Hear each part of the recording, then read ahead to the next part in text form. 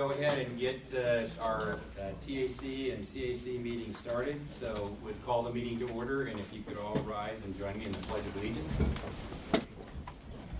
I pledge allegiance to the flag of the United States of America and to the republic for which it stands, one nation, under God, indivisible, with liberty and justice for all.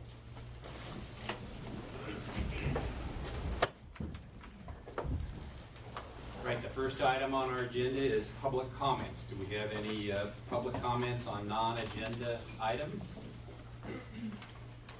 Seeing none, we'll move to our next item, which is the Executive Director's Report. Georgiana? Well, good morning. I'm going to be reading off the Director's Report on page 2, and this is really a new format that we put together. But there's some important dates on page 2 that I wanted to bring to your attention. The first thing is the Central Florida NPO Alliance met on October the 11th, and you have the meeting highlights in your agenda package. We received a presentation on the Sun Trails program, specifically the Coast to Coast from DOT District 5. And we also received a presentation on the Central Florida Visitor Study, which was conducted by DOT District 5 to understand visitor travel within the region, and also to develop strategies to prepare for expected growth. And so it was a very interesting presentation, and a lot of those strategies and tools we're going to use in the development of our 2045 Long-Range Transportation Plan. So you do have the links in your agenda to those two presentations if you'd like to find some more, get some more information. Also, I wanted to remind everyone, January, there will be no TPO governing board or committee meetings. We're always off on January. In place of the January meeting, we would like to hold a member orientation for all new members and existing members that would just like a refresher. And so we would like to hold it on January the 9th, Thursday, January the 9th, from 1:30 to 3:30 in the Florida room, which is the normal time that the TPO governing board meets. And it will just kind of help especially the new members, to know what is their role on the committee and as a TPO governing board member. So we encourage everyone to attend. We had it down for 2 hours. It won't take 2 hours. We won't keep you there quite that long, but it's an open forum also for you to ask questions as well. Also, the Florida Metropolitan Planning Organization Advisory Council will be meeting on Wednesday, January the 30th at the Orlando Airport Marriott Lakeside. We do not have that agenda yet, but of course you're all welcome to attend. It is a public meeting. And then the first annual Space Coast TPO member retreat is going to be held on Friday, April the 24th, 2020. And it will be from 8:30 to 12 p.m. at the Center for Collaboration, 1100 Rockledge Boulevard. And the flyer is in your agenda package. And this year's theme is going to be innovations that move us. And so we are working to schedule presentations from Space Florida, Virgin Trains to talk about safety and the new technology that they are planning to incorporate into the passenger rail.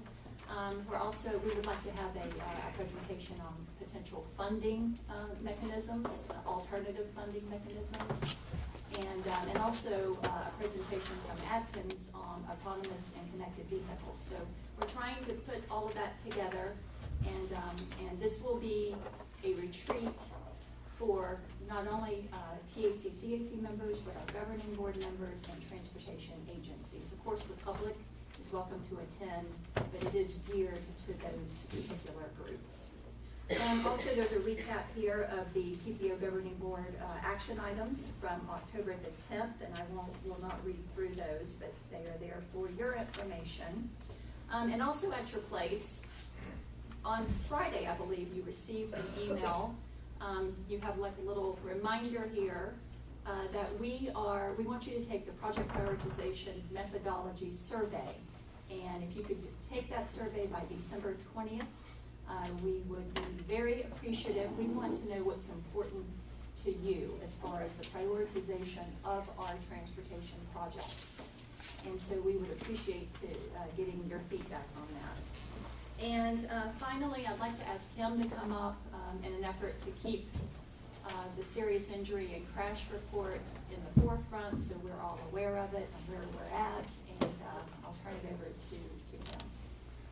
I wish I had better news to report in this holiday month of December, but our crashes, as you'll see, we're not heading in the right direction. And this doesn't include going into I guess it includes October, but the last few weeks have been very deadly on Brevard roads. The week of Thanksgiving, I think we had 8 fatalities and 3 different crashes, and I saw this weekend we had 2 more. So our numbers for the end of the year, I fear, are going to be a lot worse than what we're going to see here. But let's move through this report.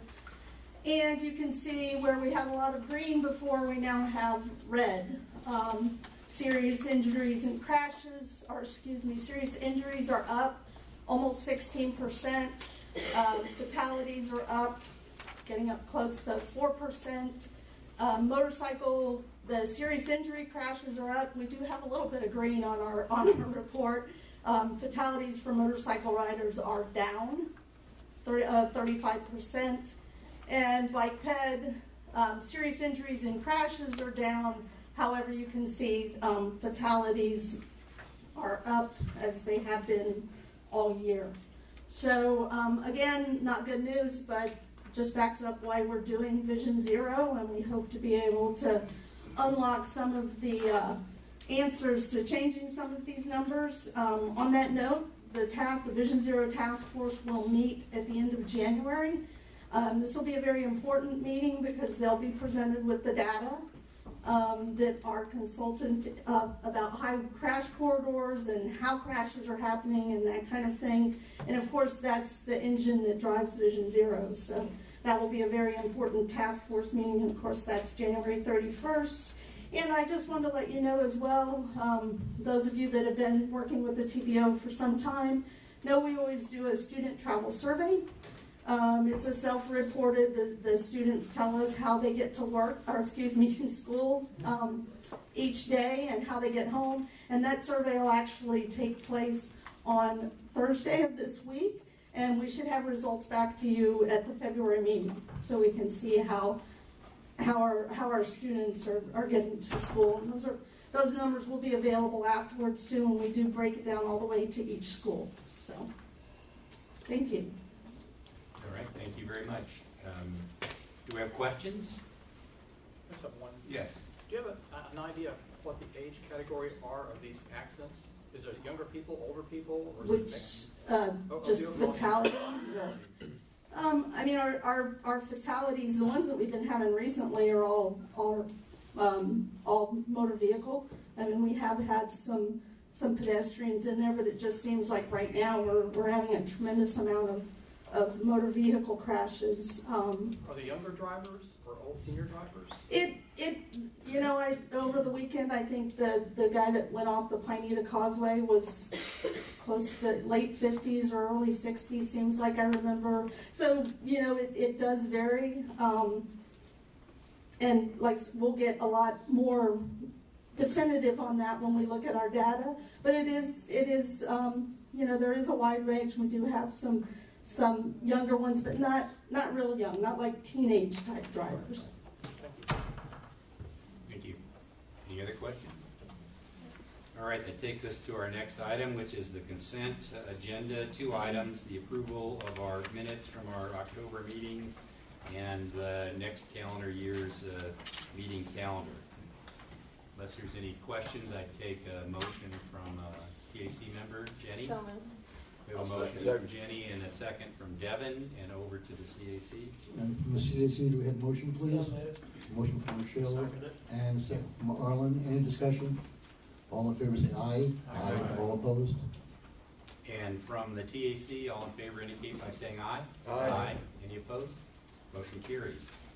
Our next series of items are action items. So the first of those is the annual election of officers for calendar year 2020. And so nominations are now in order for the TAC chairman. Is there any nominations? I'll make a motion to keep Scott Morgan as the chairman of the TAC. Second. We have a motion and a second from somewhere. Todd? All right, are there other nominations? Seeing none, we'll close the nominations, and we'll take your motion, Devin, and second Todd. All in favor indicate by saying aye. Aye. Any opposed? Motion carries. Now we have the TAC vice chair, Devin. I'd like to make a motion to elect Cliff Graham for vice chair of the TAC. He's not present today, but I did speak to him on Wednesday or Thursday by phone, and he said he would be willing to accept it. All right, so we have a motion for Cliff Graham of the Melbourne Airport Authority. Second. There's a second over somewhere from Frank. Are there any other nominations for vice chair? Seeing none, we'll take Devin's motion and Frank's second. All in favor of Cliff as our vice chair indicate by saying aye. Aye. Any opposed? Motion carries. Scott, I'd like to say something real quick. Sure. I would like to thank the TAC, the TPO, and everybody here for allowing me to serve as vice chair. So for the last couple of years. So it's been a pleasure. Thank you. All righty. So now we need to go over to the CAC.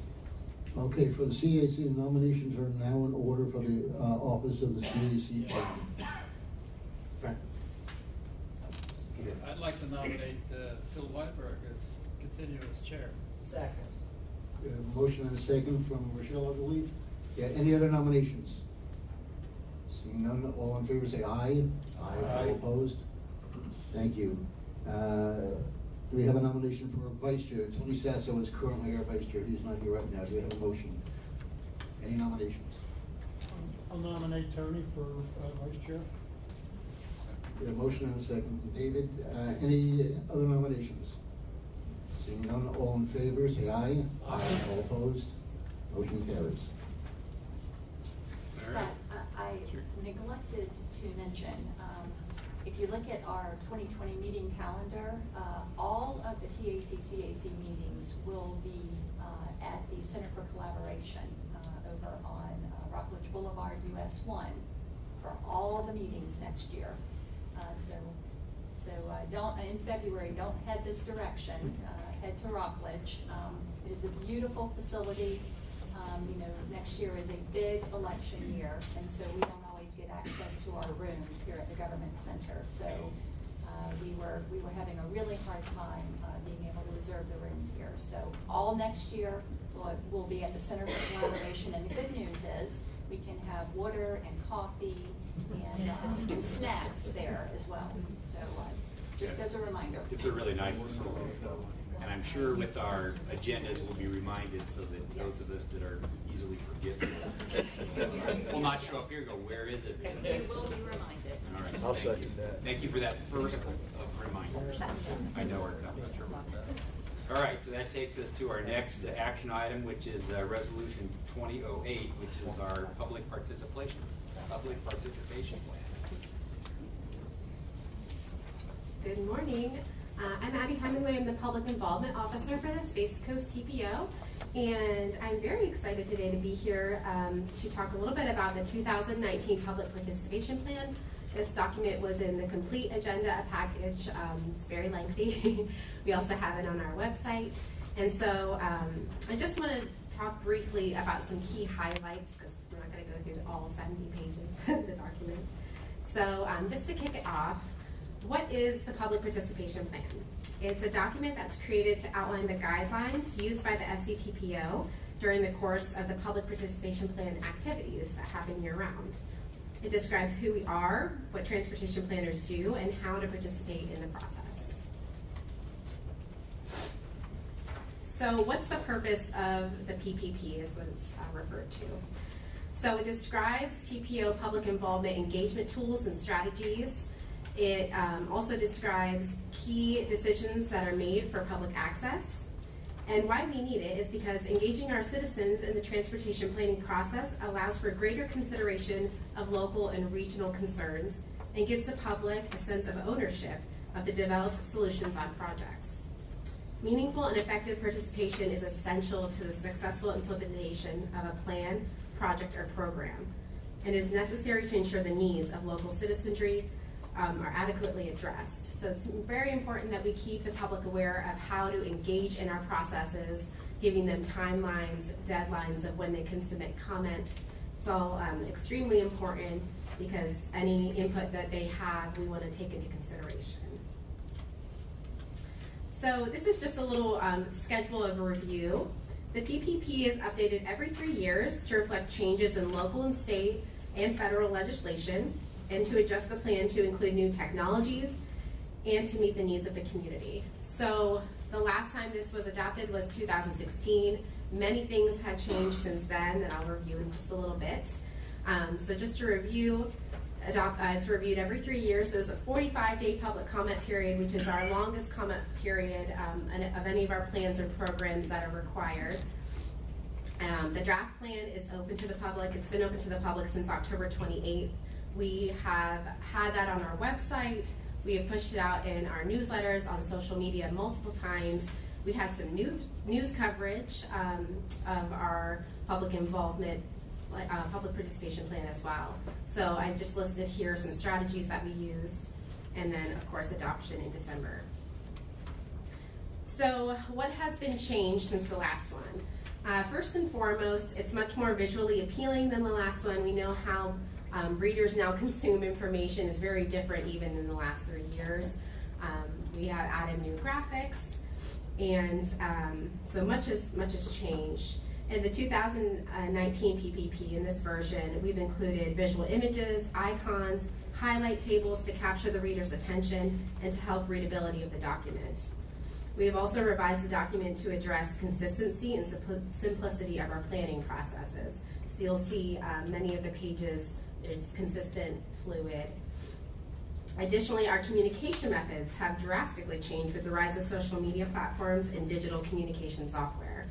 These new channels have helped streamline and improve our engagement techniques. It is in almost near the back of a whole section of all the different tools that we use and how they vary and improve our communication. Lastly, in 2009, in this plan, we include sections and pages to address how we reach target audiences when reaching out to the public. In the last few years, we have started to engage with these groups, such as underserved populations, senior citizens, millennials, and transportation disadvantaged, by attending 321 millennial meetings, presenting at local young professional chambers, hosting senior stroll events, and regularly attending the TDLCB meetings.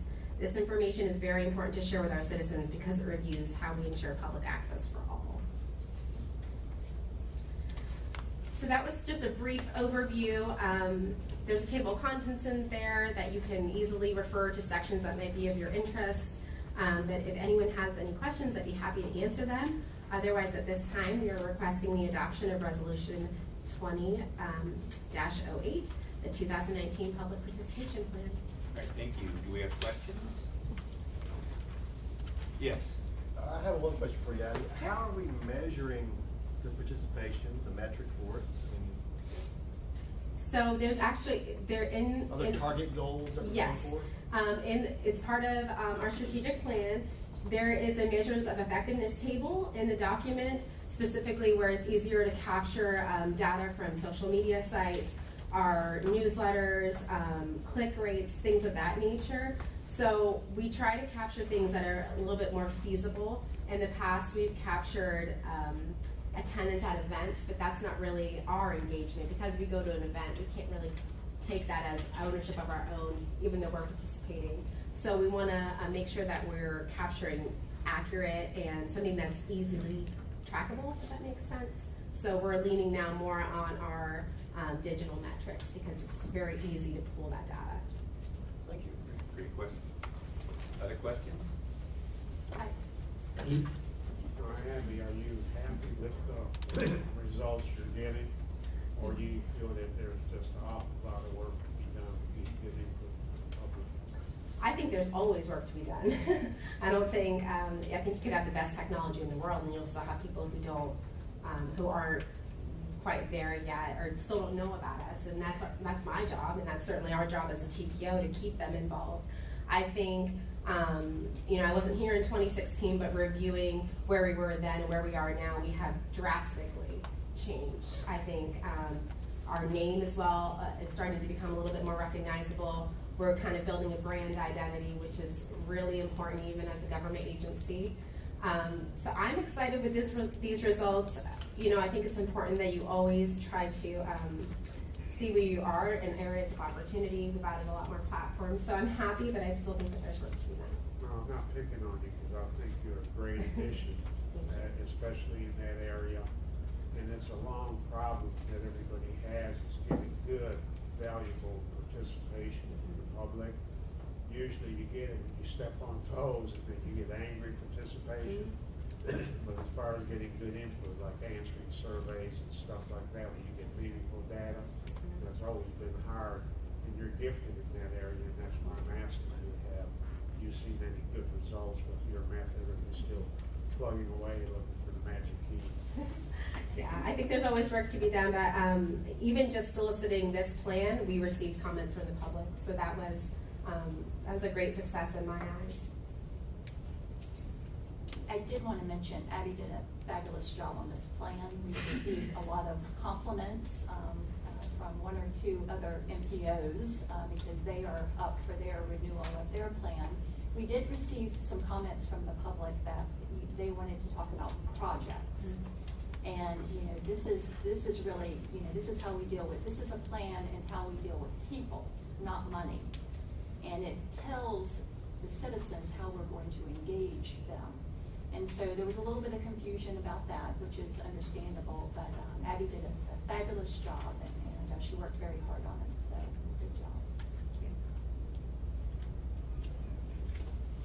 All right, seeing no additional questions, would consider a motion from a TAC member. We have a motion from David. Is there a second? Second. Second from Frank.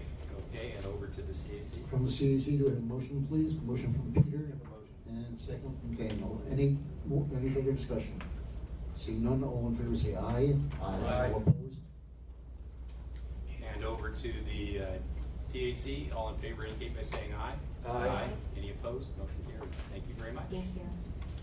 That takes us to our third action item, which is a resolution 2009, which is a minor amendment to our TIP.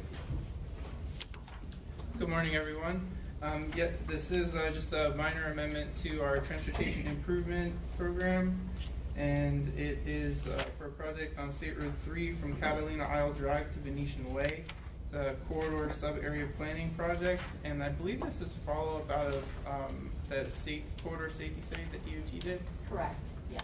To see what other pieces that they can get implemented. It is a drainage analysis, so the corridor study identified missing pieces of sidewalk and how to make Courtney Parkway more bike ped friendly. And so this drainage analysis came out of that study.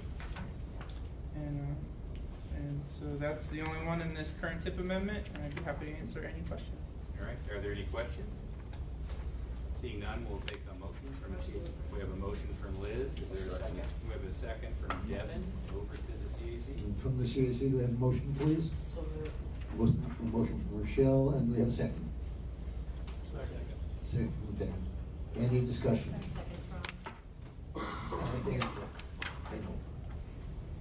Dan's Bradley. Thank you. You're welcome. Any further discussion? Seeing none, all in favor say aye. Aye. All opposed? And from the TAC, all in favor indicate by saying aye. Aye. Any opposed? Motion carries. Thank you. That takes us to the first of our presentation items. So our first one is the Space Coast TPO Governing Board Strategic Plan.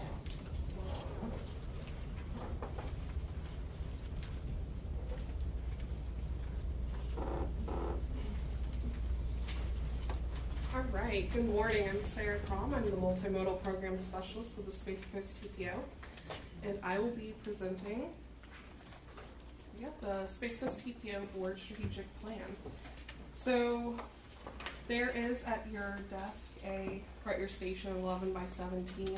That might be much easier to read than what was included in the agenda, because it is a little bit small. So almost a year ago, we started the development of this plan. March 2019, after about a month of research and really digging in and looking at other strategic plans that other TPOs, transit organizations, and in general just government entities had, we held a staff workshop to basically look at what are the emphasis areas that we as staff feel like we should be working on, and kind of looking at what do we do in those emphasis areas with our board and our committees. We then took that to the executive committee in April 2019, excuse me. They had a lot of great comments. It was about an hour of us working through it, and they had a lot of great comments based on the draft that we had already developed from March. And then we allowed them to have about a month of being able to continue to submit comments. Then in May, we took the revised version to the governing board and allowed them about 6 weeks of a comment period as well before then adopting this plan in July. So you may have since then noticed on your item sheets that it says strategic plan emphasis area and notes one of the emphasis areas on it. And you're going to start seeing more and more this strategic plan being intertwined throughout the agendas and what we're working on. Not just as staff, but as the boards and committees. So before I actually take a look at the plan, I'm just going to go quickly over the parts of the plan. The emphasis areas are basically the big picture, the focus of what we want to accomplish. The goals are what we want to work on and within that emphasis area. Then we go into the strategies, and those are ways to accomplish the goal. Tactics is kind of like our little toolbox that we have for each goal. And then we ultimately, because as you notice, we've been moving into a performance-based planning, that we wanted to give a performance measure to each emphasis area. So there is the plan in a whole. We wanted to create an achievable plan for a 3-year period of time. So we felt that this was something that was achievable in 3 years, and then we could update. Maybe eventually it would be a 5-year plan, but we wanted to do a short period to kind of test the waters and see how it goes. So we developed 5 emphasis areas. The first is safety. So the goal of strive for a safe multimodal transportation system. Some of the strategies that we suggested are creating the Vision Zero plan, which as you know, we are well underway. Sports safety initiatives through municipal directives and policies. Some of the tactics is the Safe School Access Committee and monitoring of the safety data via the SOS. Finally, the performance measures are the reduction in fatalities and crashes, and then an adoption of a Vision Zero plan by the locals. The next emphasis area is linking transportation with land use. So create a transportation network that complements existing and future land use. So really connecting those two ideas to create a cohesive community. Some of the strategies are support projects that improve access to tourist destinations, to conduct a North Brevard freight study. Some of the tactics are incorporating TOD or transit-oriented development, and also the adoption of the 2045 long-range transportation plan. Finally, the performance measure is that local comprehensive plans would start to incorporate some of the 2045 LRTP policy recommendations. The third is sustainability and resiliency. The goal of this emphasis area is to plan for a sustainable and resilient transportation system. This is one of the requirements of the FAST Act. So this is one emphasis area that we pretty much have to do, along with other ones. So some of the strategies that we suggested is include projects that address resiliency in the long-range transportation plan, monitor evacuation routes. Some of the tools is to utilize that sea level rise vulnerability assessment that we completed in 2017, and then 2018, then implementation of the Regional Resiliency Action Plan. And finally, we would like, as the performance measure, the adoption of a resiliency master plan that we will begin working on in October of next year. Next one is innovation, so enhanced connectivity and reliability of the transportation system. So participation and support of regional TISMO projects and activities, maintain and update the ITS master plan, which is currently underway. Tactics is the implementation of that plan. Another one is to continue to provide SU funding to Brevard County for their operations of their ITS program. And then hopefully, with the performance measure of the Transportation Management Center is fully funded for construction by 2022. Finally, and this is, I believe, is probably one of the most important emphasis areas that we developed, is leadership. And that is with the goal to serve as leaders in transportation in the community, which all of you already are. So some of the strategies is the TPO members to report functions and activities to your local municipalities or whoever you're here representing. Keep informed on relevant topics. Some of the tactics are promoting the TPO via social media and e-newsletters. So when you see Abby's posted, press that magical share button and let's create a bigger network of people receiving information. For the board members to attend the MPOAC Institute. And then finally, the performance measure is to implement this plan into action. We also created a secondary document that is essentially, it lists the TPO programs and strategic emphasis areas and showed how they cross-sectioned already. And so that's on the back of your 11 by 17, and so you can see where the various emphasis areas are being applied in the various documents and programs that we have. Finally, as far as next steps go, we've already been working on implementing this, obviously, and as I said, you'll start to see more and more of it being pulled into things. First off is the living document. This was our first take at a board strategic plan, and obviously, potentially it could need some tweaks, or it could need to evolve in different ways as we evolve as an organization and as a community. Secondly, we will be providing biannual progress reports, so we will be able to track the achievements over time and really see how this grows. This document has also been guiding us in the creation of our new project prioritization methodology. Our new project prioritization methodology is being created to encompass the FHWA planning factors, the adopted performance measures, and to create a singular list of projects. So as Mr. Jana already mentioned, at your place you have a little friendly reminder that the survey that we've used this board strategic plan to kind of create that survey and start creating the outline of our new project priorities. So that survey's out there online, as well as also at your place. I did provide a paper one. Thank you to those that have already taken it online or handed me back your paper document. And if you have any questions or comments or issues with the survey, please feel free to reach out, and I'd be happy to help you. So with that, take any questions. All right, questions for Sarah? Just a Yes. comment, Sarah, for personal amusement, as for politics meet planning. Seems that wherever politics meet planning, the planning goes up in flames and politics wins. And as long as that keeps on being the case, especially in a county like Brevard County, Lord have mercy on us. That's for personal amusement. Hopefully we'll get people Well, fire out. planning, the minute you're interfering with development, planning always loses. So no matter how good the planning is, when it goes up against the politics, so the real way to win this game is you gotta control the politics. But we're not busy enough, we're financially involved enough, so that's just the way the game is played so far. And I'm gonna say, I watched the Vision Zero Part 1 on the YouTube, and two things I got from it. One, glad you guys are doing it, but don't spend a lot of money because we don't have a lot of money.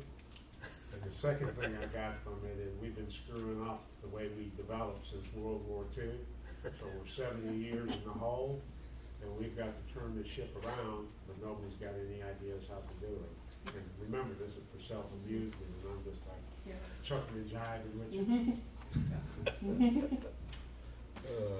Sarah, Brett? I just have a question. On the survey, the third question asks us to see what, do we think that municipalities should be providing local funds to receive local transportation? Is that new? Is that something that's already part of the We don't program? have any kind of policy in regards to that. However, it is very common in the TPO world that a local, I don't want to use the word match because it could be sliding scale. It could be a set percentage. It's all over the map as far as different TPOs have different policies, and we've never had a policy that has required, other than I believe the complete streets, we required a match with the complete street. It wasn't required. We were really doing it, as you said, on a case-by-case basis, but there are a lot of NPOs that will require really some sort of match if you want to use the TPO's federal as SHU funding. So basically it leverages the money and it goes a little further. And so, it's something that probably needs to be discussed, especially after Jamie presents our work program and we understand the financial situation that we're in. I think we need to keep all options on the table. So it's up for discussion. And so that's what the question is really about. Ultimately, we're looking for feedback on a lot of different ideas. That was one I love. That was one I really love. So, and the project prioritization methodology will first go to the Transformation Subcommittee, and then it will be presented to the TAC CAC for discussion and adoption as well before it goes to our board. Other questions? All right, well, I think it's a really good work product, and we look for a motion to approve. Oh. Motion approved. All right, was that Frank? Yeah. And a second? I'll second it. With a second from Devin, over to the CAC. From the CAC, we have a motion to approve, motion from Peter. We have a second. Second from Rochelle. Any discussion? Seeing none, all in favor say aye. All opposed, motion carries. From the TAC, all in favor indicate by saying aye. Aye. Any opposed? Motion carries. And I would just issue a challenge to TAC members to see if we can't try to get at least 90% participation in the survey from TAC members. So if you haven't done it yet, please do. And hopefully we can have really good participation. And that deadline is the 20th, correct? Correct. So please participate. Thank you. Okay. Next presentation is the Regional Resiliency Collaboration. Good morning. I'm Jennifer Rupert with the East Central Florida Regional Planning Council, here to thank you all for adopting and becoming the first TPO to join as a partner for this new network of people to move resiliency to a new level in our region. The East Central Florida Regional Resilience Action Plan was a 18-month project that kind of kicked everything off for us at the Regional Planning Council. Over 150 partners were involved in this. I'm sure many of you had provided comments and participated in that process. Three important things came out of that plan for the first time in our region, and now this was designed for both Brevard and Volusia County. A unified sea level rise curve was adopted.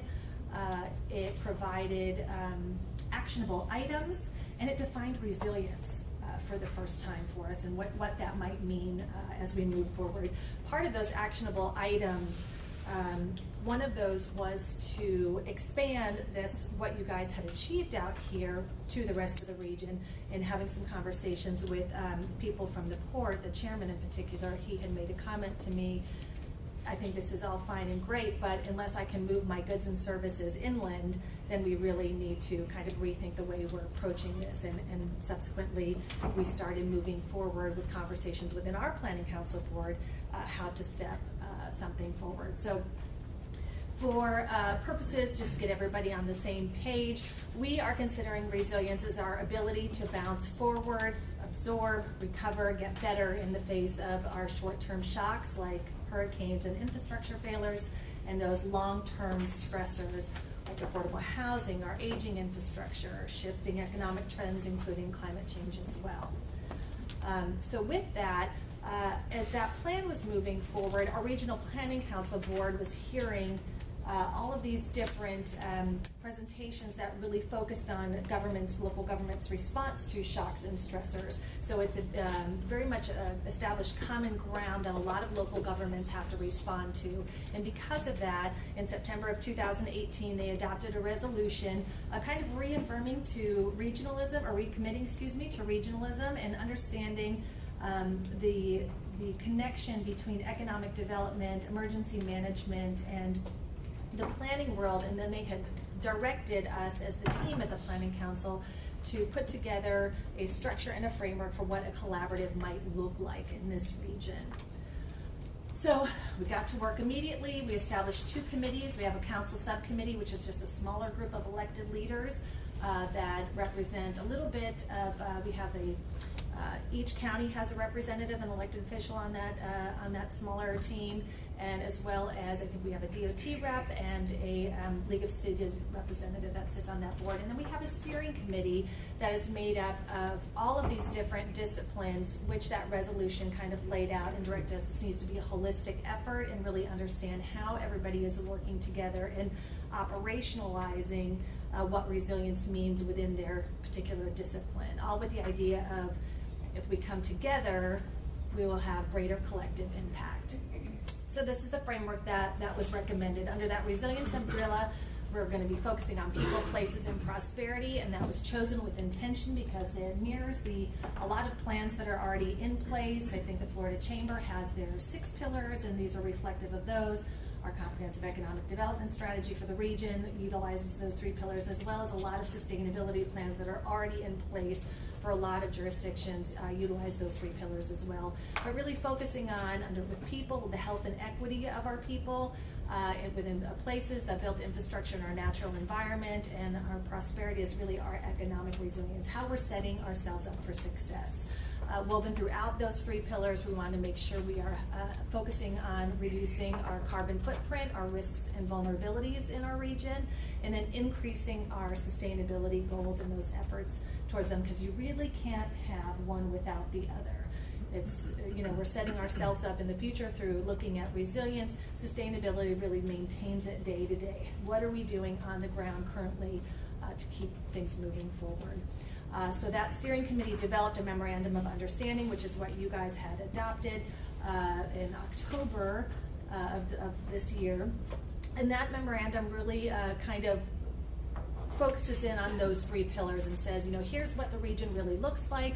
Here's our history, kind of where we've come from. We have 4.1 million people in our region, and really kind of hones in on language that is very particular to each one of those pillars. And it does it in a way that doesn't limit the scope of our potential work, but leaves it very open and ready to move forward. That memorandum of understanding went in front of our Regional Planning Council board in May. It was unanimously adopted, and then we went out to the rest of the region to develop partnership or formalize the partnerships with the rest of the region. So what you see before you is the number of people we had at our signing ceremony that had formalized, which was October 23rd. We had 27 partners that came to the table. We've just recently added last week the Volusia County League of Cities has formalized their partnership in this, and we're going out to a couple more in the following weeks to bring some additional partners.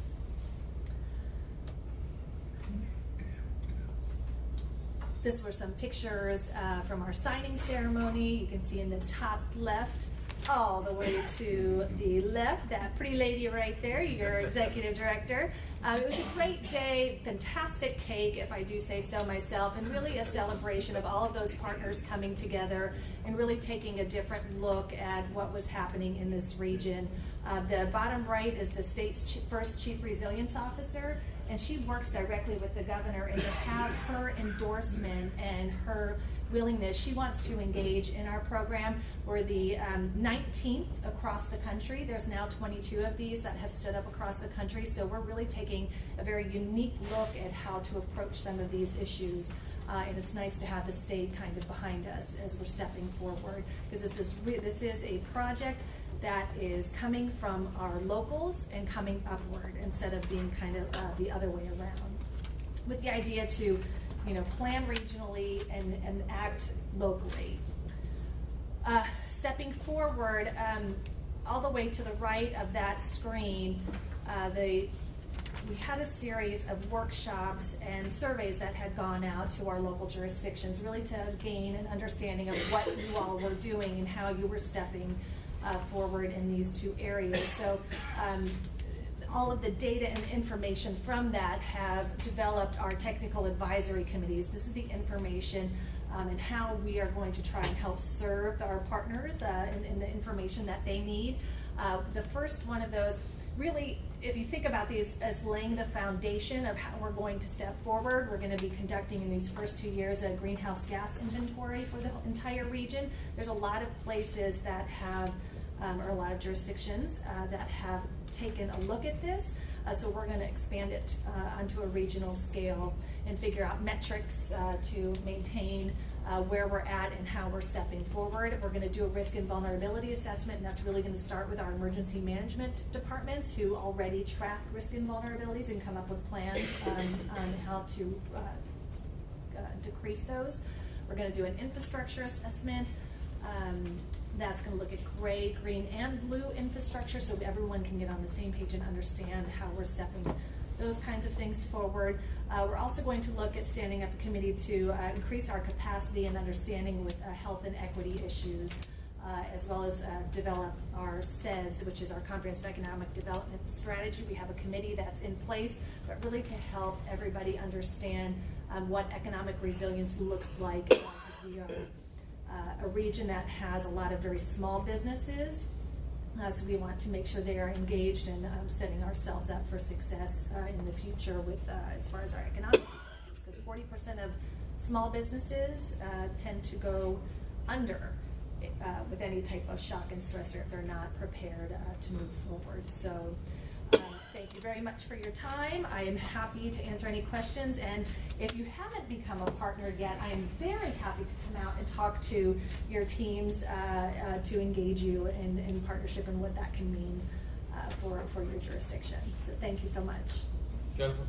Yes, sir. Question, please. Sure. Are you at liberty to speak to which people have not come in as partners yet?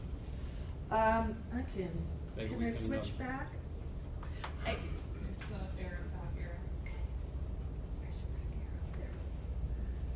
You showed us who was actually partnering. Yeah, but well, so I'm the only one that's going around. We cover 8 counties and 78 cities. So just because they haven't come on board doesn't mean that they're not going to. It's just I'm one person coming out and kind of talking to everybody. So, whoop, I just passed it by. The people that have engaged, I apologize for those, are the cities that are up there. Right. Are you getting any feedback as to why they're not joining? Number one, I might not have gotten there yet. Okay. Secondly, there has been concern about a top-down approach, like we're telling them what they have to do. And I think mostly it's because I haven't gone out there and really had the conversation with how we're engaging, because like I said, this has grown out of the Resilience Action Plan that was defined for this region, or I'm sorry, for the Brevard and Volusia County, and coming up forward. And those technical advisory committees are going to define how we're stepping forward. So that's the only real feedback that we've gotten. Everybody is really trying to understand what this is going to look like in their jurisdiction and how we're going to step it forward. So I haven't really heard anything negative other than that one issue. Yes, sir. Oh, pardon. I'm sorry. Go ahead. There are a number of terms that I have some difficulty in understanding. What does prosperity mean? Well, when you think about the things that make this region continue to move forward from an economic development push, we have within our SEDS document, which is our Comprehensive Economic Development Plan, they kind of look at all of the different clusters and industries that really put us on a national and somewhat global marketplace, because those are the kind of where our money makers are. So we focused in, we have 7 innovation clusters. And when you think about prosperity, it's how we can work with those agencies or those businesses on making sure if an event, any type of shock and stressor were to come and be faced in front of them, how Give they... me an example of a stressor. Well, there's short-term shocks, or like those hurricanes, those very quick tornado type of things, something that would be quick and shock to the way that they have an ability to do business. So a hurricane, something that would shut them down, a loss of any type of infrastructure like power, or if they lose water for a particular amount of time because of an aging infrastructure. So that would be a short-term shock, and then there's longer-term stressors. That's really emergency management, isn't it?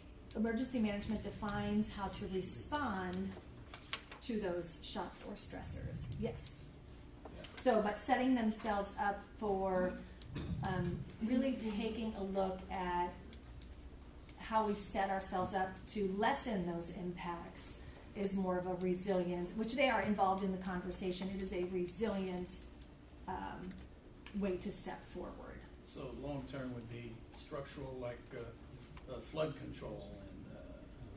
Yes, exactly. So when they define like their local mitigation strategy plans, those mitigation strategies are put in place based on historical shocks that have occurred in particular areas, and they're able to, all the cities in the county work together to define what kind of mitigation they're going to do through the emergency management process.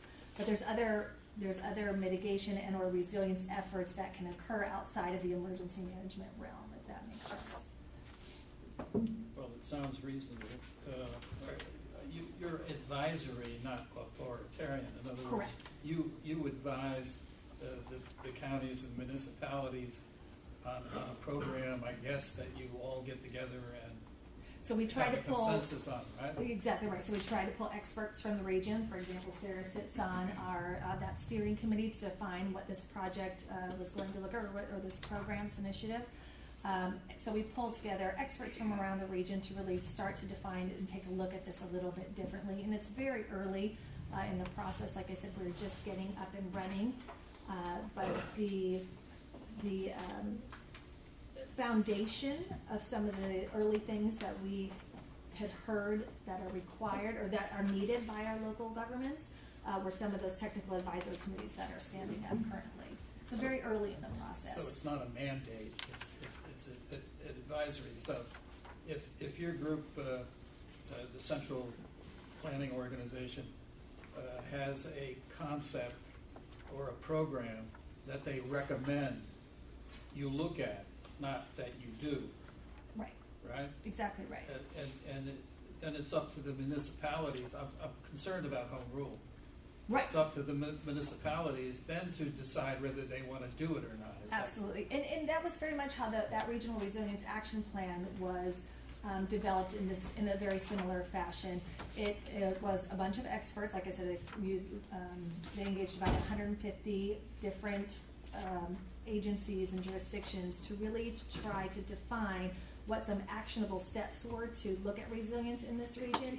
And it's very much, all of the action items that were developed for that plan were very much pick and play because everybody is at a different level and requires different things for their local government. So it's that plan regionally and act locally is key to all of it, because what some things that is appropriate for Brevard County might not be so appropriate for Lake County. They deal with a lot of, while they might have similar shocks, they're still very different in the way they approach doing business in their given jurisdiction. Yeah, and when it comes to enhanced health and equity, can you give me a definition of what are we talking about health and equity mean? Well, so let's see.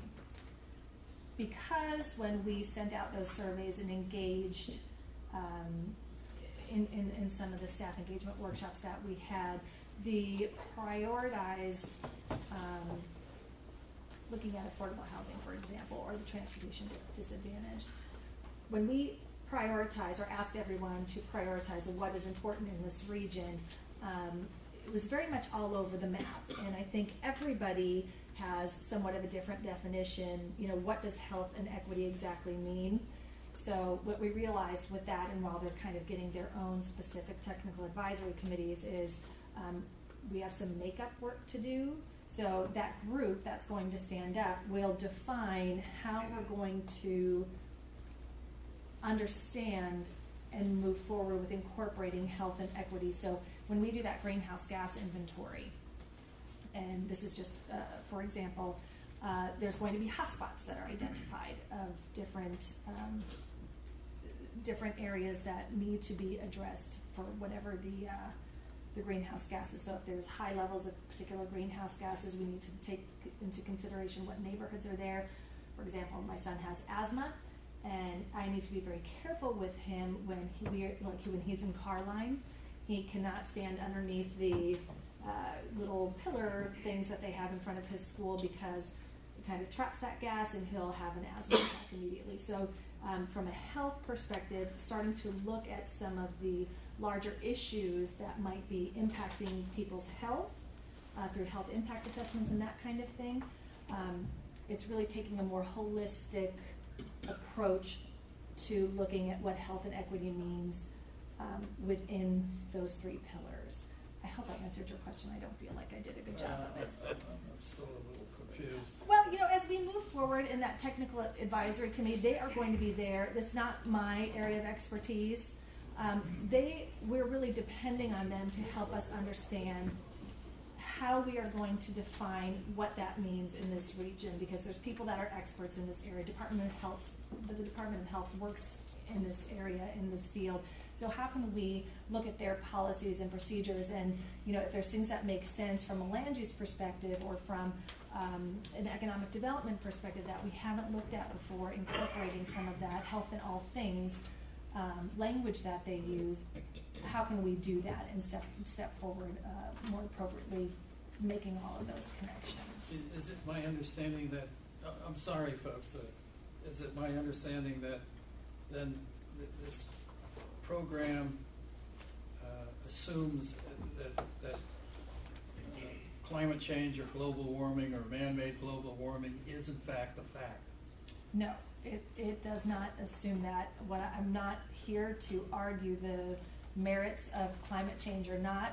What I think we're taking into consideration is here are the things that local governments are having to respond to currently, and how can we work better together? Because if I have we have a lot of small cities in our region. Not all of them have experts in all of these areas. So if we can help them step forward by providing information that they can't obtain easily on their own, then we want to serve and fill in that capacity, fill in that gap for them. So people are already responding to these different shocks and stressors, and if we can kind of level the playing field and say, here, we've done this work for you, allow us to help you step forward to decrease those impacts as much as possible. Is global warming a stressor that is considered in your plan? I think, yes, climate change is a long-term stressor that is incorporated into the project, as is affordable housing, as is shifting economic trends. All of those things are long-term stressors, okay, but not the only focus of the program. Because regionally, I mean, Satellite Beach, I think, is considering a huge resort, very, very close to, the rising tide. And I was wondering if this... And figure out how to adapt to some of those issues that are presenting in certain counties or cities in this instance, how to adapt to the rising seas as they're being impacted. Because this is a form of economic development that they're considering in order to enhance their revenues and to add value to the land and so on. And you have two competing theories here. You have the rising tide and you have economic development on the beaches. And how do you reconcile the two competing forces? Well, you're right. I don't think they're competing, but they have to figure out how to coexist. So that one of the things that we're, when we started having this conversation with our planning council board, it is tightening those connections between economic development, planning world, and emergency management, because not every small city has an emergency management department, but emergency management responds at the end, right? And if you're looking at local mitigation projects, for example, and where cities and the county is already investing in mitigation, when you start looking at it holistically, there are developments that are occurring, continuing as we step forward, that are impacting the mitigation that they're already doing. That doesn't make sense. So what we're trying to help and have conversations within our governments is, okay, well, so if we're already doing this here, if you invest in mitigation or take a different approach to this economic development project, how can you decrease these risks and vulnerabilities by looking at it a little bit differently? It needs to be a little bit more pragmatic and logical in the way that we're approaching some of these economic Get development involved projects. internationally, because 80% of all the gases, carbon footprint is done outside the United States. Well, and we can't control that, but what we can do is take a look at what's happening in this region. And that's all we're trying to do, is take a look at that and present the information and the data as we come across it and see it appropriate as in response to what our local jurisdictions are looking for. Yeah, it's a complicated issue. Thank you so Indeed. much. Jennifer, when are these committees standing up? Do you have a date? I'm trying to populate them now.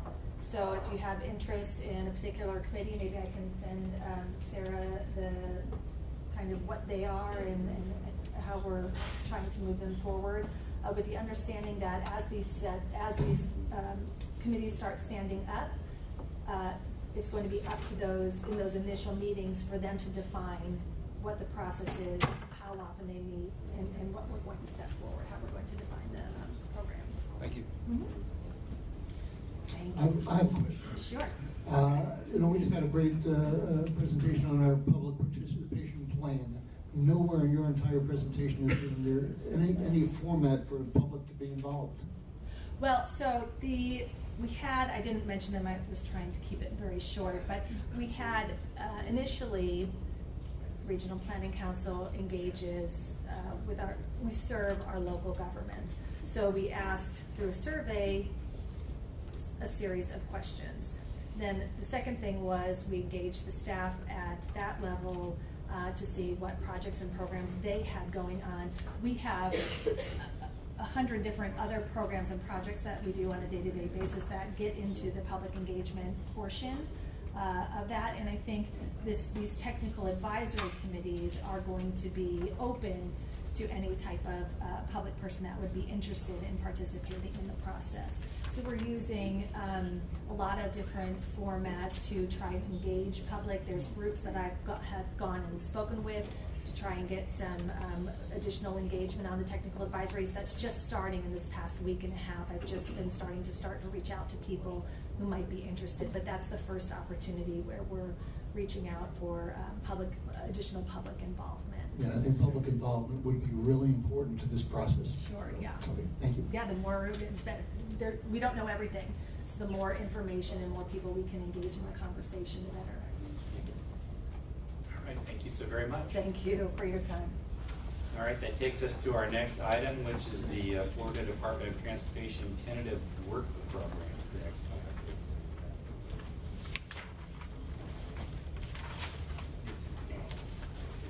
Good morning, I'm Jamie Kersey. I'm with the Florida Department of Transportation. And just to give you an update, even though the tentative work program is passed, currently right now, here's the schedule as of right now. We're in the legislative review of what's been sent up to central office, and as a legislation reviews what our projects are by July 1st of next year, it'll adopt the work program. Also included in your package is the TPO's submittal of their objection letter to the department and the department's response to the TPO's letter.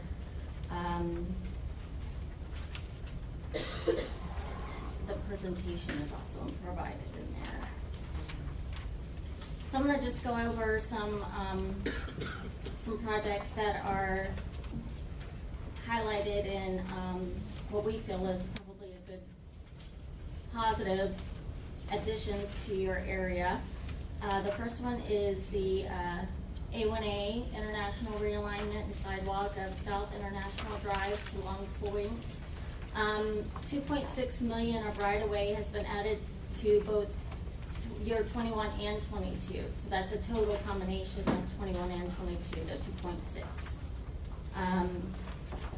The State Road 500, US 192 at Hollywood, the turn lanes, 45,000 has been added to right-of-way relocation in fiscal year 21, and 3.3 million for construction was added in fiscal year 24. State Road A1A sidewalk from State Road 518 to Volunteer Way, 1.4 million has been added for right-of-way in 21 and 22. That's the combination of both years, 1.4 million. And then the Space Coast Trail from Minwar Park entrance to Playa Linda, 8.7 million has been added for construction in 22.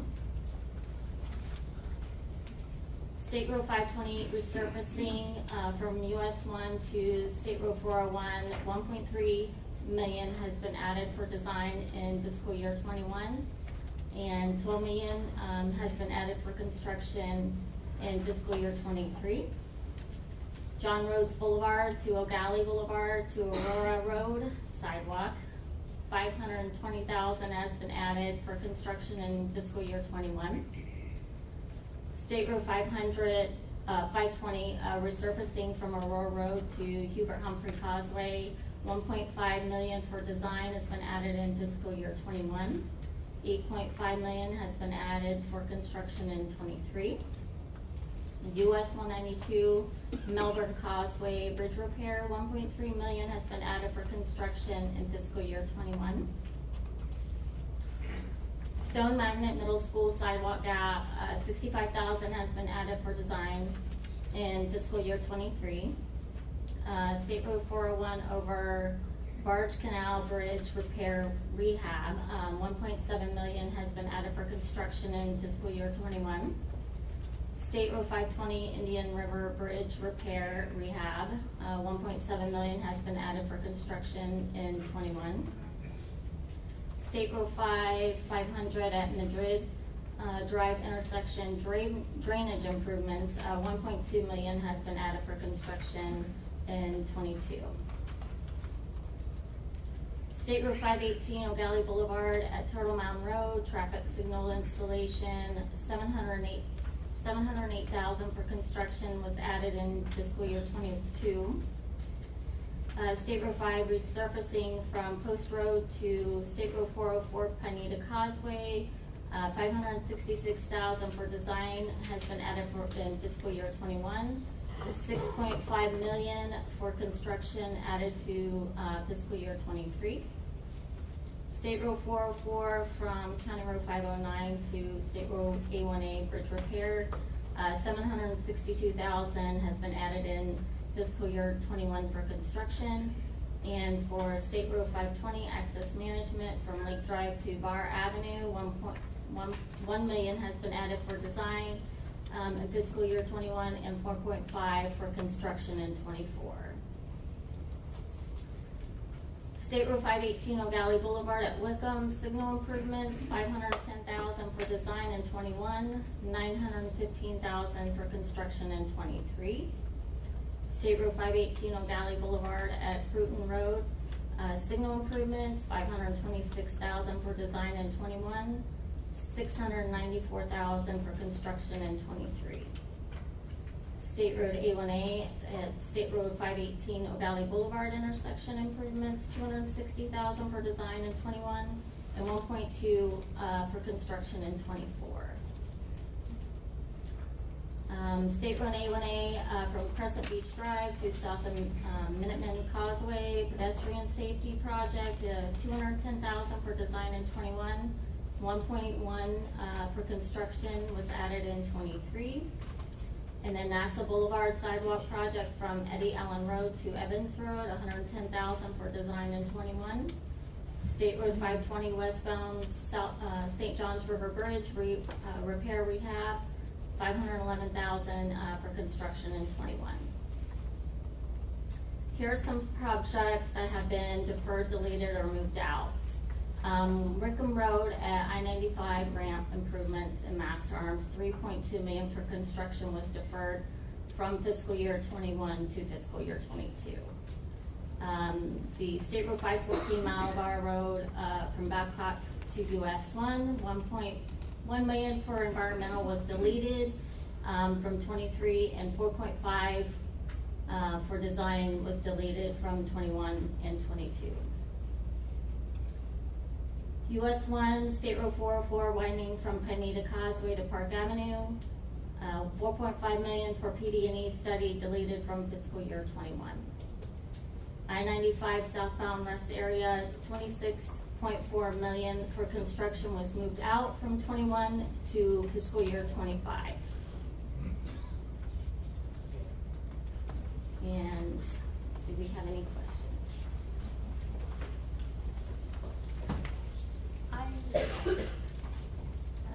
I'd like to make a few observations. Jamie, could you, without too much trouble, go back to the very first slide where the additions are? Those are our top priorities I wanted to kind of mention. There we go. So, you know, it's not all bad news because we did get several of our top priorities funded. Number 1 and number 2, of course, the State Road A1A, bike ped improvements, the intersection realignment. We were able to get a couple of years of right-of-way funded. That's not all the right-of-way that's needed. There's a couple more years that's needed before we could actually fund construction.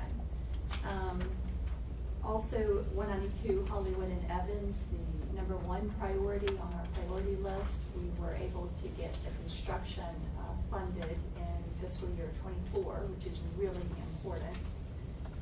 And then the Indian Harbor Beach sidewalk, A1A from O'Galley to Volunteer Way, is also the number 1 priority on the sidewalk list. So that's also important. And then, of course, the Space Coast Trail. This is the portion of the Coast to Coast Trail that will finish the coast to coast of Brevard County. And we have $8.7 million for construction that will go all the way out to Playa Linda Beach. So that's excellent news as well. And then if we could go to the deleted and moved out, I do want to bring a few things to everyone's attention that is not such good news. And that is the Malabar Road future widening from Babcock to US 1. And I know, Mr. Fuscus, that is a project that has been near and dear to your heart for a long time. But 40 years. Yes. The design funding has been deleted and moved out of the work program. Also, what is not mentioned in here is the Babcock Street, which is also our number 3 priority. It was mentioned in the letter. Babcock from Malabar to Pompey Road, the right-of-way funding has been deleted out of the work program for that project. So those were some 2 really big hits, I think, for the Space Coast TPO. I've heard that all of the MPOs have had very similar deferrals and moved outs, but to have it completely deleted out of the work program is kind of alarming because these are very important priorities. Do we know where the money went to? What other project did it go to? I don't, but I can find out for you. So get some information. I did hear that each one of the DOT districts had to defer roughly around $300 million out of the work program. So each district. central office told each district that they needed to defer $300 million. So I realized that there had to be some hard decisions made. But of course, to have funding just completely deleted off of a project and for them to be such high priorities, I think it's a little alarming. Again, this is the financial situation that we're in, and I'm afraid it's going to get worse before it gets better. So, you know, if you could run that down for us, I think that would be very helpful. And then the other thing I wanted to point out is what's completely missing is our number one priority on the SIS list, which is the construction funding for Ellis. And I do know that upper management was really trying to piece together and get that project funded. The higher the priority on the priority list, the more important it is from the TPO perspective. That's why we have a priority list, and that's what the DOT tries to fund. That's what they go after. And so unfortunately, we have another year that Ellis did not get any funding. And so it's clearly we have a lot of money. What I noticed in your presentation, there's a lot of bridge repairs, there's safety projects, there's resurfacing projects, it's preservation of the system. But when it comes to funding our high priority projects, there's not a lot there from the DOT's discretionary funding. If it was not for our SU funding, we wouldn't be getting very much at all, quite frankly. So I just wanted to make sure everyone is aware of that this is alarming. I don't think we're the only ones, but if you could try and get us a little bit more information, I think we would appreciate that. Absolutely. This is a housekeeping question where money is being moved from the Space Coast Trail from the Max Brewer Causeway. Part of that's been built, and it looks like it's close to the Merritt Island entrance. Is that why it's been shifted, because the little Yes, section's been it built? was to help fund the memoir construction. So those funds were moved off of the other trail to finish up the construction of this trail. Well, it kind of goes the same way, at least State Road 3, that's where one trail would make a left turn and go back to US 1, and one would go to the beach. But from the Max Brewer Bridge, there's a part built. And the reason I'm saying this is housekeeping, it seems like it ends a little bit short. And I didn't do the survey. This is just visual where they put the sign up, you're now entering, and where they shut the road down. And it's a little bit short, and I just wanted to know, are they gonna tie in to what's already been built and run that out, and is there gonna be a small section in nowhere land? Hey, Verena Cusick, I am the PM for that project. The reason that it was short of the entrance is the line where NASA's property begins and ours ends. We had to do a lot of coordination with NASA, and we all came to the agreement it's better to do it when we start the other project that goes all the way to Project. Okay, so I was right, it is a little bit short. Yes. And it's gonna be filled Yes. in. Okay, well, that's what I was afraid of, a lot of times you end up with a gap in no man's land. No, it's not a gap, it's just that in order for the coordination with NASA, it was easier to do it under one project than two. Okay, hey, cool, well, thanks for the update, I knew something was fishy there. And then just a general comment on what Georgiana has mentioned. Remember, we've been talking, the cost of right-of-way is getting so high that you see less and less infrastructure being constructed because the cost of the right-of-way, and there's no new money coming in. And I looked at the legislative priorities, and there's no money coming in there neither. That I kind of felt this was going to happen, where cost of right-of-way is so high that they're going to be jerking projects because the money just isn't there. Well, and Pete, you hit the nail right on the head, because when I spoke with upper management about the deletion of the funding off these two projects, one of the explanations was that both of them have huge right-of-way estimates.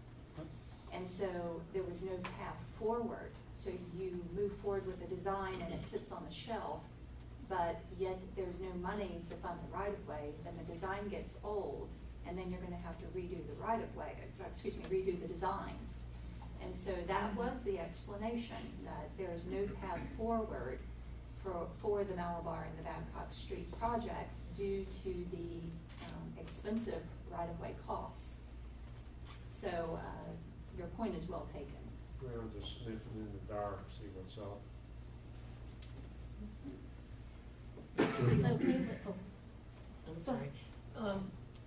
Georgiana, your comment about the Ellis Road project, can you expound on that a little bit for me?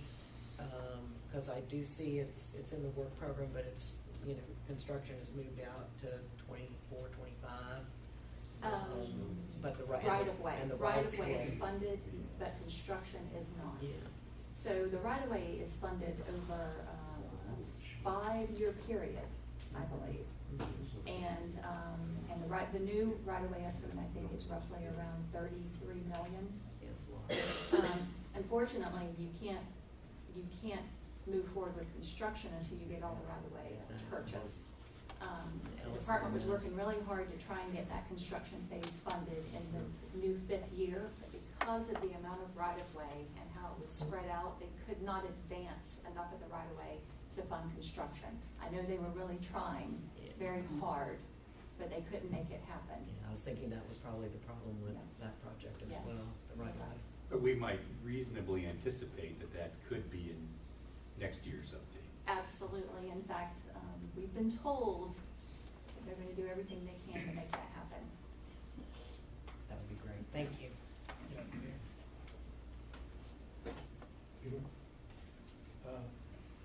Can you give me the total amount of additions minus the total amount of subtractions? the total amount of additions minus the amount of subtractions.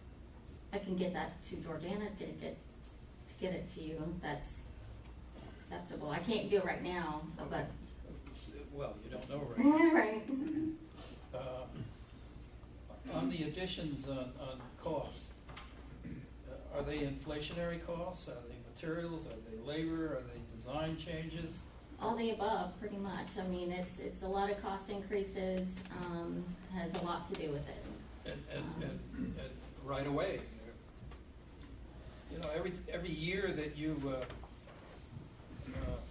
push forward a project, the right-of-way costs increase. So every project that we have on the board now, every year you delay, you're just going to add to the cost. Wouldn't it be easier to be a little more efficient and do it on a timely basis? Yes. Duly noted. Catch-22. And it becomes a catch-22. I mean, Malabar Road is 40 years old. $3.8 million for complete 4 lanes from US 1 to Babcock. $3.8 million, including the rights-of-way. It is now $78 million, and every year it gets more expensive because the acquisition. Right-of-way acquisitions constitute, I think, on average, about 40% of the cost of a project. So every year we delay it, we accelerate the cost, right? That's a catch-22. You know, we ought to look at that and see how can we reduce the amount of time to complete a project. And it's not all resources, because we're adding to the cost every year that we delay. I think we need a replacement for the fuel tax. And until we find a way forward, I don't know that it's going to get any better, no matter how quickly you can streamline projects. You know, we do not have enough money. That is the problem. Yeah. Correct. All right, thank you. One more? Just for information purposes, the rest area on I-95, where is that planned or was planned to be located? Yes, it just got moved out a year. Yeah, but where is it going to be on 95? Is there a location? Yeah, there should be. MEMS location. It's what? It's the current MEMS locations. They're just rebuilding. And I think it's in the citizens report somewhere. Okay, all right, that's good, thank you. Yeah. If it's okay, I'll go ahead and just do my reports. Other than what's already provided in your packages, I do have an update on a public meeting that is scheduled for Tuesday, January 7th. It's the O'Galley Boulevard, State Road 518 at Turner Mountain Road. There's an open house scheduled on January 7th from 5 to 7 at Discover Life Church, located at 3550 West O'Galley Boulevard in Melbourne. So, and that is the only update that was not provided in your package. All right, Any questions? All right, that takes us to the South Babcock PD&E study. Hi, good morning, Chairman and members of the board. Appreciate it. So I'm here to talk about the Babcock Street Project Development and Environment Study. The PD&E study process is basically the first phase in project development. It's where we look at engineering, environmental, public involvement, and this study has really involved a lot of coordination with many of you here in the room. It is a county road. DOT is overseeing the PD&E study process, but we've formed an agency working group with the City of Palm Bay, Brevard County, Granville-Cary, Malabar, et cetera, to really kind of make decisions together.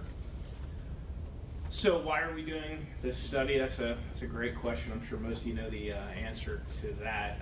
There's a lot of land use plans. So when we do a study, we look out 20 to 25 years. So our design, our decisions are based on the future growth in the Palm Bay area. And currently there are some safety issues out there that I'm sure you're well aware of. There's also a lack of bicycle and pedestrian features. There are none. And again, the land uses in the study area are increasing south of Palm Bay in and around the Waterstone, Micco Road area. There's a whole host of planned development. So that's definitely a big driver for the project. So what we've done in collaboration, again, with this agency working group, is we first looked at the typical sections, and essentially just to kind of keep it fairly brief, they are consistent. We looked at 3 segments. It's a 4-lane widening throughout the corridor, and on the west side of the road you have a 6-foot wide sidewalk. On the east side of the road you have a 10-foot wide shared use path, and standard features such as curb, a wider shoulder. At the north you'll have a bike lane, etc. So this first segment is from Micco Road, the beginning of the project, to the Sotilli Canal. This is the bridge over the Sotilli Canal, which essentially matches the Midway typical section. Typical section 2 remains essentially the same. There are sections of typical section 1 and typical section 2 that require guardrail, because there are certain water ditch capacity issues. If it's 3 days at a certain depth, you do require guardrail. So you're seeing that in some of these call-outs in your presentation. We are doing what we can to minimize that, and to as we advance to our final concept, to try to minimize that guardrail for cost, etc. Section 3, it's a little bit of a slower speed as you approach the northern part of Babcock Road. So even though we show a wider shoulder, this section actually is officially a buffered bike lane. They pretty much all function the same. It's just with the new design standards, we can do 11-foot wide lanes, and we can also do the designated bike lane in this typical section. Any questions before I go on the typicals? So again, just to recap, we'll have the buffer bike lanes and or wide shoulders, the sidewalk on the west side, and then the shared use path on the east side. And again, these decisions were something that we made with a lot of the organizations that sat in our agency working group and that we continue to work with. So very much appreciated. And the bridge over 95 is another big component. There's two major bridges on this project, this one being the more significant. It's about 50 years old at this point, and certainly at the end of its useful life. One of the things that initially this project did not include the Malabar and Brevard County is how do we handle Malabar Road?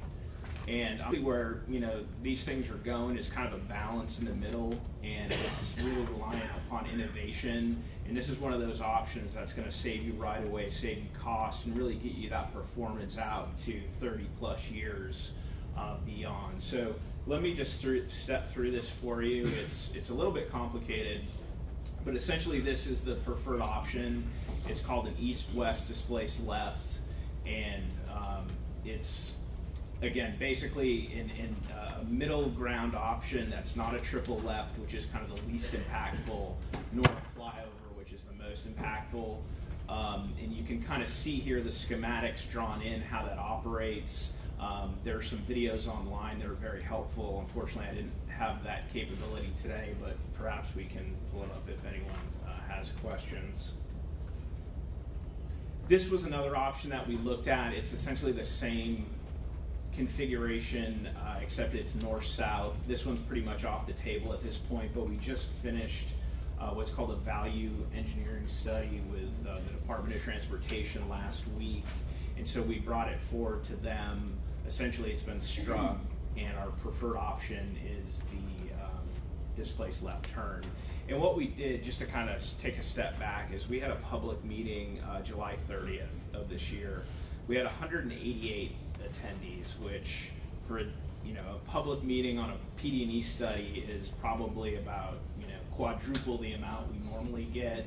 So we said the public is going to have questions, they're going to have concerns. So we set up kind of individual stations that went through these intersection options, showed videos, and really kind of delved into the technicals so the public understood and saw what we were doing. And we think that paid off. The majority of the comments that we received is, do it now, get this project completed now. So your constituencies, your communities are certainly behind this based on our public meeting. Especially the capacity portion of the project and getting out to 4 lanes, getting some sort of multi-use paths, sidewalks for the children. There's a few schools on the corridor, etc. So what comes next? We just finished our value engineering study, and we've been working closely with the county. So what we're essentially doing now is taking a lot of the technical components, the pond site locations, the alignment, the intersection, and we're doing our final analyses on those now. In a PD&E study, again, we look at environmental, so that's natural, that's social, that's cultural, that's physical. We look at relocations, again, to hit on an earlier topic with right-of-way, we're assessing right-of-way costs, etc. We do anticipate having a public hearing probably in late spring where we'll present the final option and then finalize our project documents. It's the PD&E study process is a very deliberate process. It falls under the National Environmental Policy Act. So there's certain prescriptive measures, documentation that we have to go through on a study of this nature. So that's pretty much it for my presentation, but I do have the concept. If you wanted me to show you that, I can minimize this and kind of walk everyone through the concept if that's what you prefer.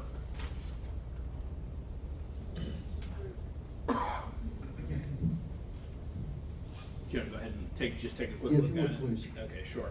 Really the most notable item here is what we did is what we, basically it's called the left, right, and center analysis. So when we start the PD&E study, we look, okay, well, if we go to the left side, how many impacts? If we go to the right side, what are the impacts like? And so generally we end up with a best fit alignment to minimize and avoid impacts, and that's really where we're at now. one of the key components of this project, again, being a county road, was some of the major intersections, and the county did prefer to go with roundabouts at the major intersections. And personally, as a transportation planner, I do feel that that is the best option. I know from a political perspective, it's not always an easy option. One of the reasons there is, especially as the land use comes in, the emergency evacuation part of a roundabout is really much more efficient and easier. It doesn't require any sort of signalization or electrification, if you will, in the event a hurricane hits. So that was certainly a big concern. But what it does, and a big part of this effort, was to look to the future of Babcock and turn it into more of that residential roadway, a complete street roadway. And by doing the traffic calming, that's one key way in order to do that. So I know not everyone's a fan of roundabouts, but they do work extremely well, and I think they really do meet the objectives of the counties and the cities surrounding the corridor. So I'm just going to kind of walk you through here. This is Micco Road, where we're starting. Our tie downs go about 2,100 feet south of Micco Road. And then it's the typical section, basically that you saw here in section 1, the typical section of the bridge. You're seeing a few different pond sites here. What we did last week is we worked with DOT and Brevard County to select the preferred sites. So we look at 3 sites per basin initially, go through the analysis and the costing, and then come up with ultimately 1 preferred pond site per drainage basin. And so basically, like out of this one here, I believe it's alternative A. This is Brevard County property. So the other 2, B and C, will go away. So just kind of stepping you through the project. Here's where the St. John's Heritage Parkway comes in. This will remain a signalized intersection for the time being. Capitol Drive, again, planned development is why this access point was located there. Mar-a-Loma, same thing with a roundabout. Stepping through the corridor, you can see that there are some residential relocations and some business displacements. We anticipated that. That's generally something on a project of this magnitude you will see. So that's what you're noticing there. Roundabout at Eldron. The birds on the screen you're seeing are the Florida scrub jay. The Florida scrub jay is an endangered species, so we need to minimize impacts to their habitat. Unfortunately, on this project, they tend to go from more of these natural areas and go to people's bird houses and things like that, bamboo trees. So that was really the key species that needed to be avoided in this effort. And fortunately, none of our pond sites, et cetera, really do affect scrub jay populations, and we do have a good mitigation plan in place as well. So just kind of continuing up the corridor, we're about halfway there. Again, some scrub jays kind of crossing habitat into people's backyards, a couple of residential relocations, kind of going up here. Fountainhead Memorial Park, the cemetery was obviously a big constraint, hence why you're seeing the relocations on the west side of the road. Cemeteries, obviously for good reason, very much off limits. Going up to Waco, and you have the charter school. In purple, a floodplain compensation site is essentially the same thing as a stormwater pond, with the exception of your providing for compensation for any sort of impacted floodplain in the area, so that's why you're seeing the 2 different colors. Foundation Park, Community College Parkway, then you get over the bridge on 95, which is essentially on the same alignment that we're on today. And then we get up all the way to Malabar, and at that point the displaced left turn would be the option at that location, and that's the preferred option going into the public hearing. Now, a no-build option does remain a viable option up until the public hearing. Not sure we've really received too much support for the no-build option, but for NEPA PD&E purposes, we do keep that in our back shouldn't arise. So we have I'd say about 9 months left on this study. Like I said, we'll probably have a public hearing in the late spring, and then what we do after that is essentially finalize our documentation. There is funding. There's some funding in fiscal year 2021 currently for design. I believe there's $3.9 million currently on the project. So with that, I'd be happy to take any questions. I know there's a lot of technical detail. Rochelle. Can you talk a little bit about speeds from south to north? And I couldn't really tell from the document, sorry, it's probably just my aging eyes, where you're taking most of the right-of-way from the west side versus the east side and so forth. So maybe going back down to your run. Sure.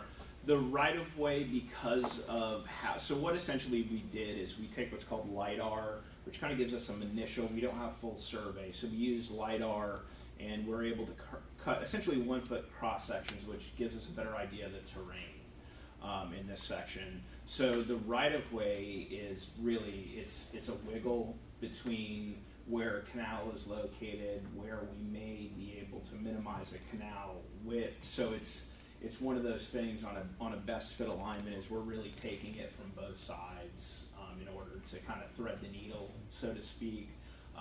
In looking at our right-of-way maps, there's really not a constant, because Babcock doesn't sit exactly in the center of the right-of-way, if that makes sense, nor will it in the future. And I know there's some jogs along the way. Absolutely. Like Curvature, exactly. Your second question was about speeds, and that's kind of been a big sticking point throughout this project.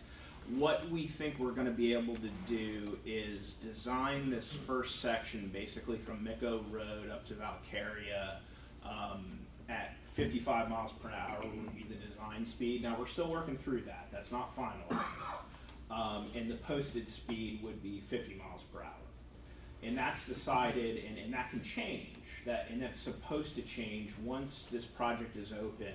The normal protocol would be to do what's called a spot speed study to make sure the actual speeds and the posted speeds can kind of do this and they're safe. I think that would be pretty high going by Sunrise Elementary and the residential it is. And what we're looking at is because the roundabouts were selected is kind of in our final concept. We're looking to see if we can get a lot of the northern part of the corridor we can get posted at 45. We can design it at 50 and post it at 45. So that's a great thing.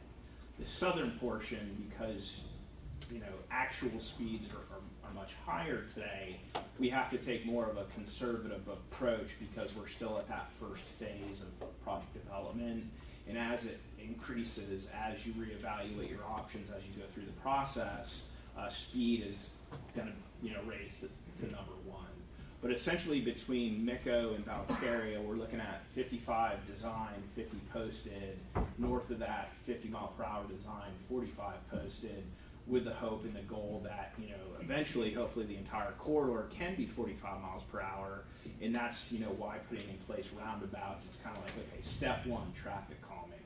Step two, design it. Once we get surveyed, what can we tighten up? What can we do to reduce any sort of crash factors with speed? So that's where we're at right now. Yes, ma'am. Yeah, I'm a scaredy cat when I ride a bicycle. If you give me a 50 mile an hour speed limit, don't give me a bike lane on the road if I got a 10-foot wide shared use path, and I'm going to be up on that 10-foot wide shared use path. But that's really not my point. Sure. It's I was going to gauge you on how are you handling the driveways with the shared use trail. I know there's businesses just south of Babcock. I haven't been there in over 20 years, but there's businesses. And I know when people drive, they have a tendency to look left. And if you got a bicycle coming at you from the right side, it's at a pretty good clip, 15, 16, 17 miles an hour. By the time they look right, they're already moving. And that creates a conflict. Now, I know that the driveways, the department built them to the right-of-way line. You have plenty of right-of-way there. Are you going to install stop bars and stop signs? If you did, It will go a long way for safety for a bicyclist like me that's not going to be on your 50-mile-an-hour roadway. That's going to be on the shared use. Now, if you want to get a scaredy cat bicyclist like me on the road where I feel comfortable, the speed limit should be no higher than 35. When you start getting above 35 miles an hour, I get a little shaky. When you get 50 miles an hour, I'm paranoid. And you know, I'm just having a conversation with you. Sure. I don't care how you go with it. I'm just telling you like it is from my perspective. No, and it's a good perspective. So 2 parts of the question. The first one is, and that's why we called it a wide shoulder. Florida law allows cyclists to take a lane, take a shoulder, depending on what the conditions are. But from a design perspective, we can't call it a buffered bike lane until we get to 45 miles per hour. So that's why that's in the northern part of the corridor. And I think as this advances through, design, right-of-way, and construction, which it's an expensive project. It's going to take time, and what's going to happen are reevaluations. It's a beautiful project. It's a great project. I mean, it's really nice. So that's kind of part one of the question. So FDM standards, Florida Design Manual standards, are met in that typical section. As far as the shared use path, because there are so many more driveways and street crossings on the west side, we thought the east side was definitely preferential. The county preferred it, the cities preferred it, and it really allows us to kind of do what you're saying, is to incorporate trail design standards, because ultimately, with the amount of people on and around Babcock Street, you need this, you need that. What's out there today, the high-speed stuff, no one wants it, no one likes it. But from an engineering perspective, it's a little more slow to take shape. It's a little more deliberate. It's a little bit of a process that you have to go through. Well, we know that. We know cars been king for so long that us pedestrians and bicyclists, we get crap. I mean, I think that's changing. And we're trying to better our conditions. Yeah. We get the shoulder where the ruts, where the rain causes big ruts, the edge of pavements, there's washout, there's sand gets washed on the little bit of lane we have, and we're crying and begging for a little bit of mercy from you guys. And 35-mile-an-hour speed limit, a few stop signs, that'd be merciful. Still wouldn't be completely everything we want. I don't get the 15-foot wide lane or a 12-foot wide lane. I don't get the comfort of air conditioning and windshield wipers. I got to struggle, man. So I'm asking for just a little bit in the planning stage. Yeah. Early on, think about us. We're going to be using it. It's not going to be empty. It's going to be developed. Oh, sure. It's going to be houses and strip malls. So, a little bit of future vision. You drop the speed limit to 35 now. This way we don't got to fight tooth and nail in 10 years. Well, it never happens. I mean, to get a speed limit down, you got to be crucified, and you still don't get it. And I'll go on to the limb here, and 35 miles per hour is very unlikely to happen for this corridor. Well, in your head, it's very unlikely. Why? Well, because it doesn't meet the characteristic standards of how the road operates. So that's something, though, that there are mechanisms. You got to change that way of thinking. Sure. And, we're just having a conversation. Right. 35 miles an hour makes it a lot more likely that I'll survive if I get hit. And, 55 miles an hour, I'm dead. Yep.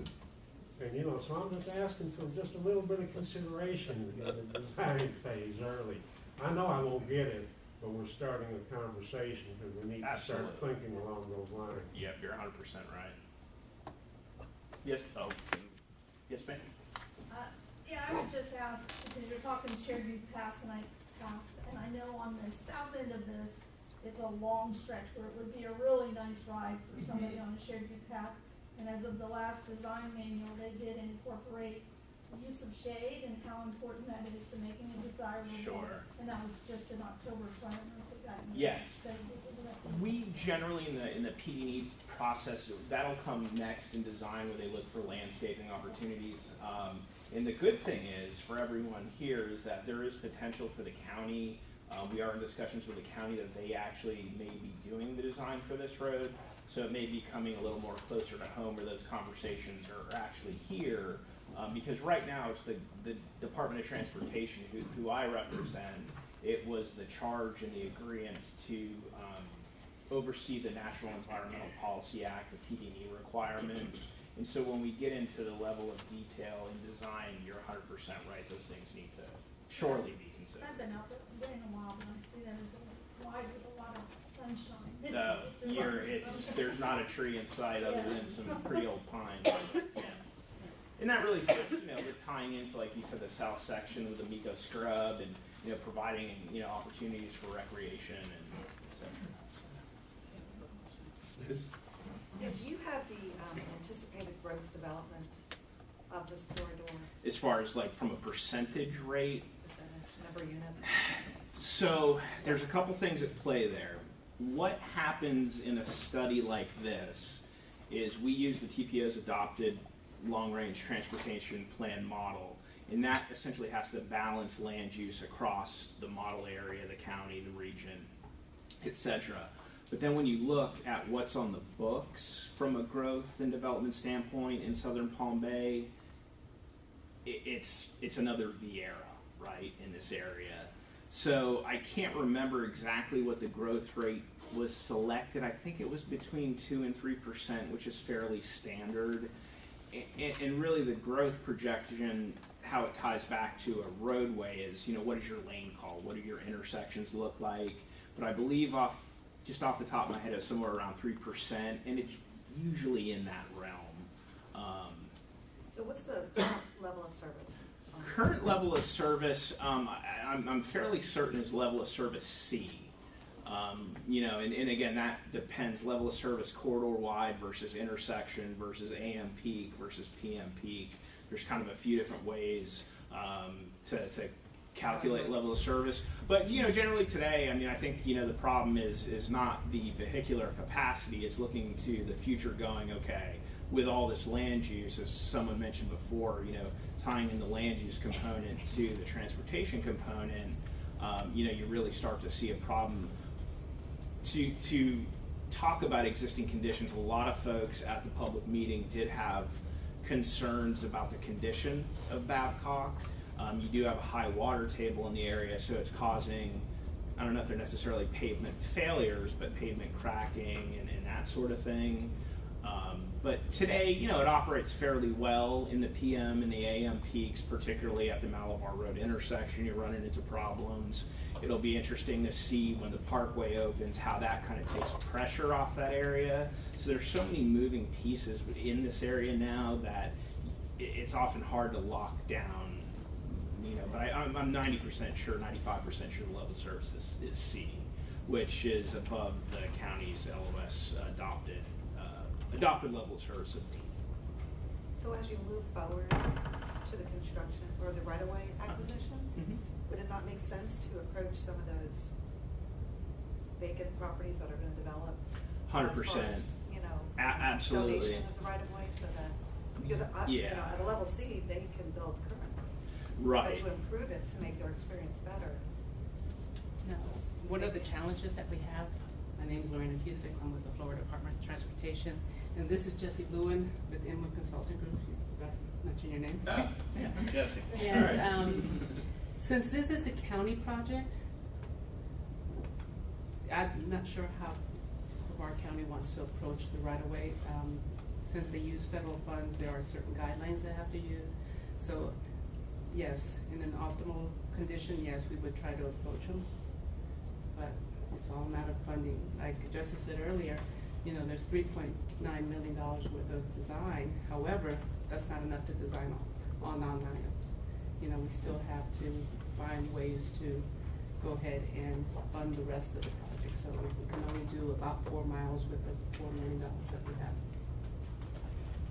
And just to expand on that, there have been some right-of-way, like actually I think, and don't quote me on this, but just north of Miko Road, I believe there has been some coordination with this developer, and there has been linear donations in some parts. But the county, like I said, has been working hand in hand with us, which has made it so much easier because now they see, hey, look at the size of these ponds. Will that location be there in 2 years or 5 years when the right-of-way comes up? The good thing is that when we do a PD&E study as you go through each phase, you go back and check what you did to make sure it all kind of makes sense and balances out. So like Lorena says, the design is partially funded in 2021. However, right-of-way and construction are not, and there are some big numbers on this project. And it's, like Georgiana said, you know, there's simply not enough money. We don't have a federal funding bill.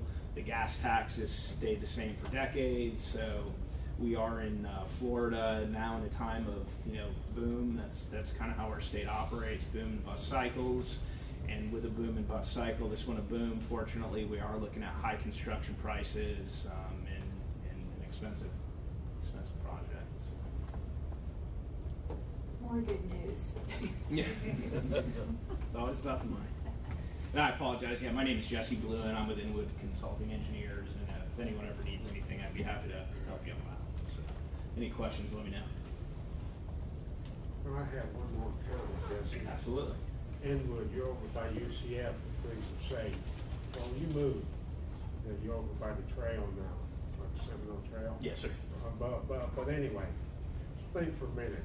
When you design a road where any crash at all would have almost 100% of probability of killing the car driver? What? I'm sorry. Would you design a road where any car crash at all would have near 100% probability to kill the driver of that vehicle? Design a road like that? I would hope no one would. But yet you're designing bicycle paths right in a road where any crash at all has near 100% probability of killing me. And I just wanted to make that statement. Well, I think that's the good news and why we wanted to put the shared use path. Right. I mean, that's, you know, my point of look at it, the way I look at it. You know, car is king. You guys are safe, but you cream me. That's not fair. Right. So do I need to pack a 357 to even the score? Yes. Good point. Oh, God. All right, any other comments, questions? Thank you, Jesse. Yeah, thank you all for your time. Yes, ma'am. Oh, yes, sorry about that. Lisa and I had a very specific agreement. Okay, yes, you gotta close it out. I failed. Hey. All right. All right, so we already had our FDOT report earlier as part of the earlier presentation. So that will move us to 7D, the Bike Ped Trails Advisory Committee reports.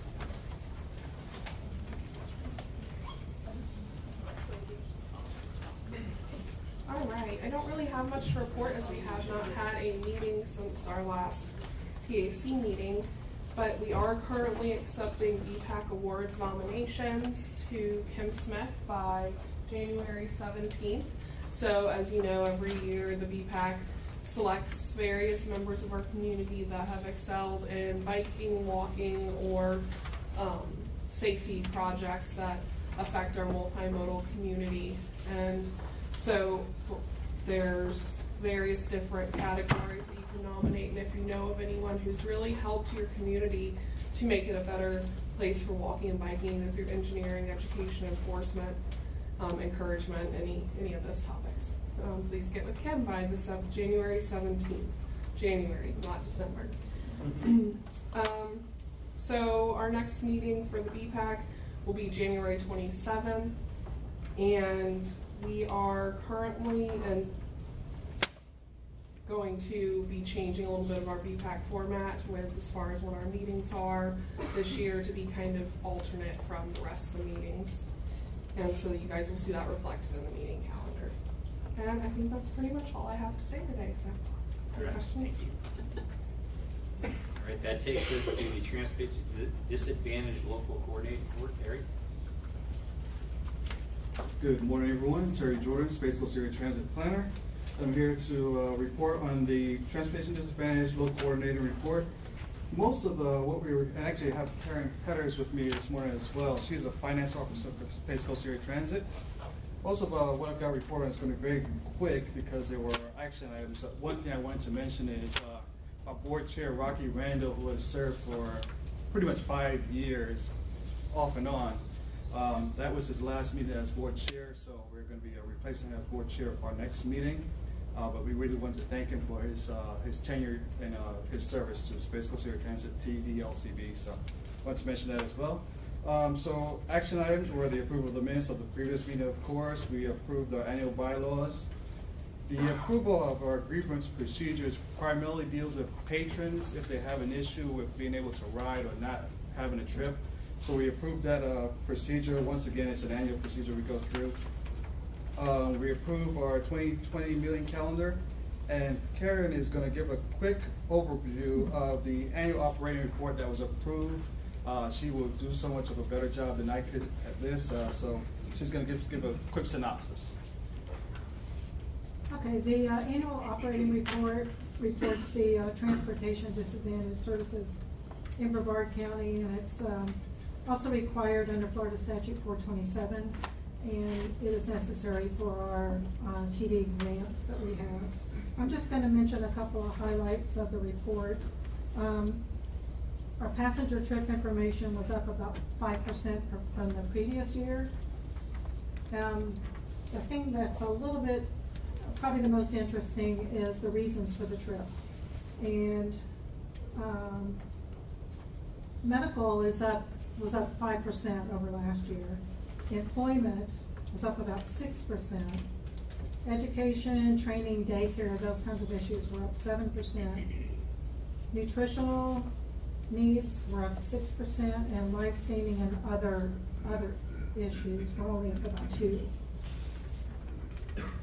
We had about an additional 341,000 vehicle miles from the previous year. And we had an increase, our drivers, we have about 7 additional drivers from the previous year, and we have an additional 23 volunteer drivers for a total of 162. Our revenues were up about a little less than 4.5%, and our expenses were up about 3%. So that's about the overall view of the annual operating report. And I know we typically don't present numbers to this group, but we thought it was pertinent information for the board to show how we operate, and once again remembering that this is our TD riders, which is our transportation disadvantage, which are once again the passengers that have the vehicle come directly to their homes to pick them up, versus the fixed route service I usually present on. We want to talk about how we operate, our funding that we receive, and where it's going, and show the typical riders and where they're going versus, most people think that the bus is coming to someone's home and taking them to a medical trip, but we're showing it runs the gamut. It's across the board, work trip, destinations, all types of things that they're using the service for. And then the last thing that we actually did was we opened our our annual public hearing. There was no comments, no one spoke or anything like that at the public hearing, so we completed that, and that was the closeout of our meeting. If there are any questions regarding the operating report or the local coordinating board meeting, we'd be glad to answer those right now as well. Just one comment for everyone, actually. Rocky Randall's, at the last city council meeting in November, the council unanimously requested that he be given a mayor emeritus status so that he could serve as an ambassador to all the different agencies that he's involved with. So if you work with him on an agency, please see if your agency could allow that status to allow him to continue to serve. It's expected to be approved at the December 17th council meeting. Okay, thank you. Yeah, we will definitely greatly consider that with our board as well. All right, any questions? Well, thank you so very much. That takes us to item 7D, which is our multimodal agency.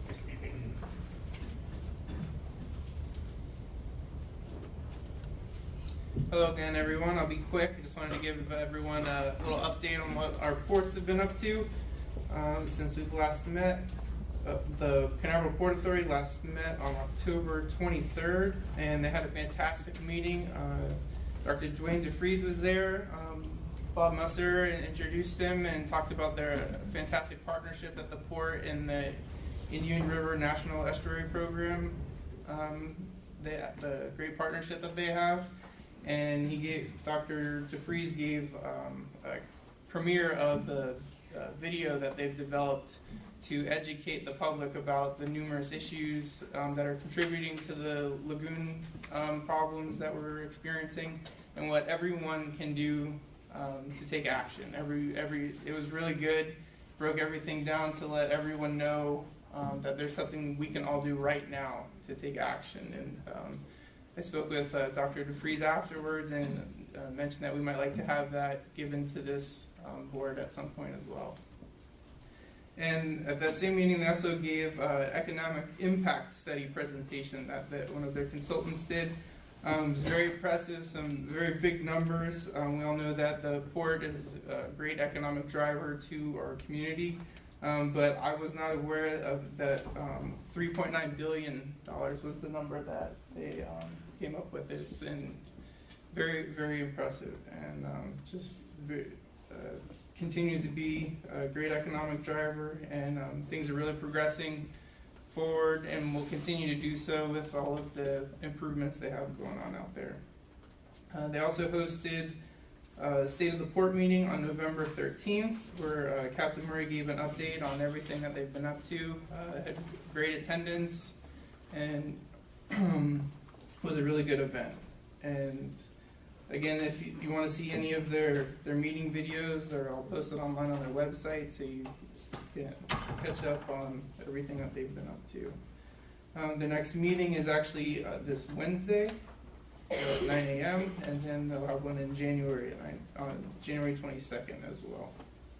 Is there anything you guys like to add, Veronica? The video of the State of the Port is online, as well as on the Facebook page. It's a very good summary of what has been accomplished this year and what we're looking forward for next year.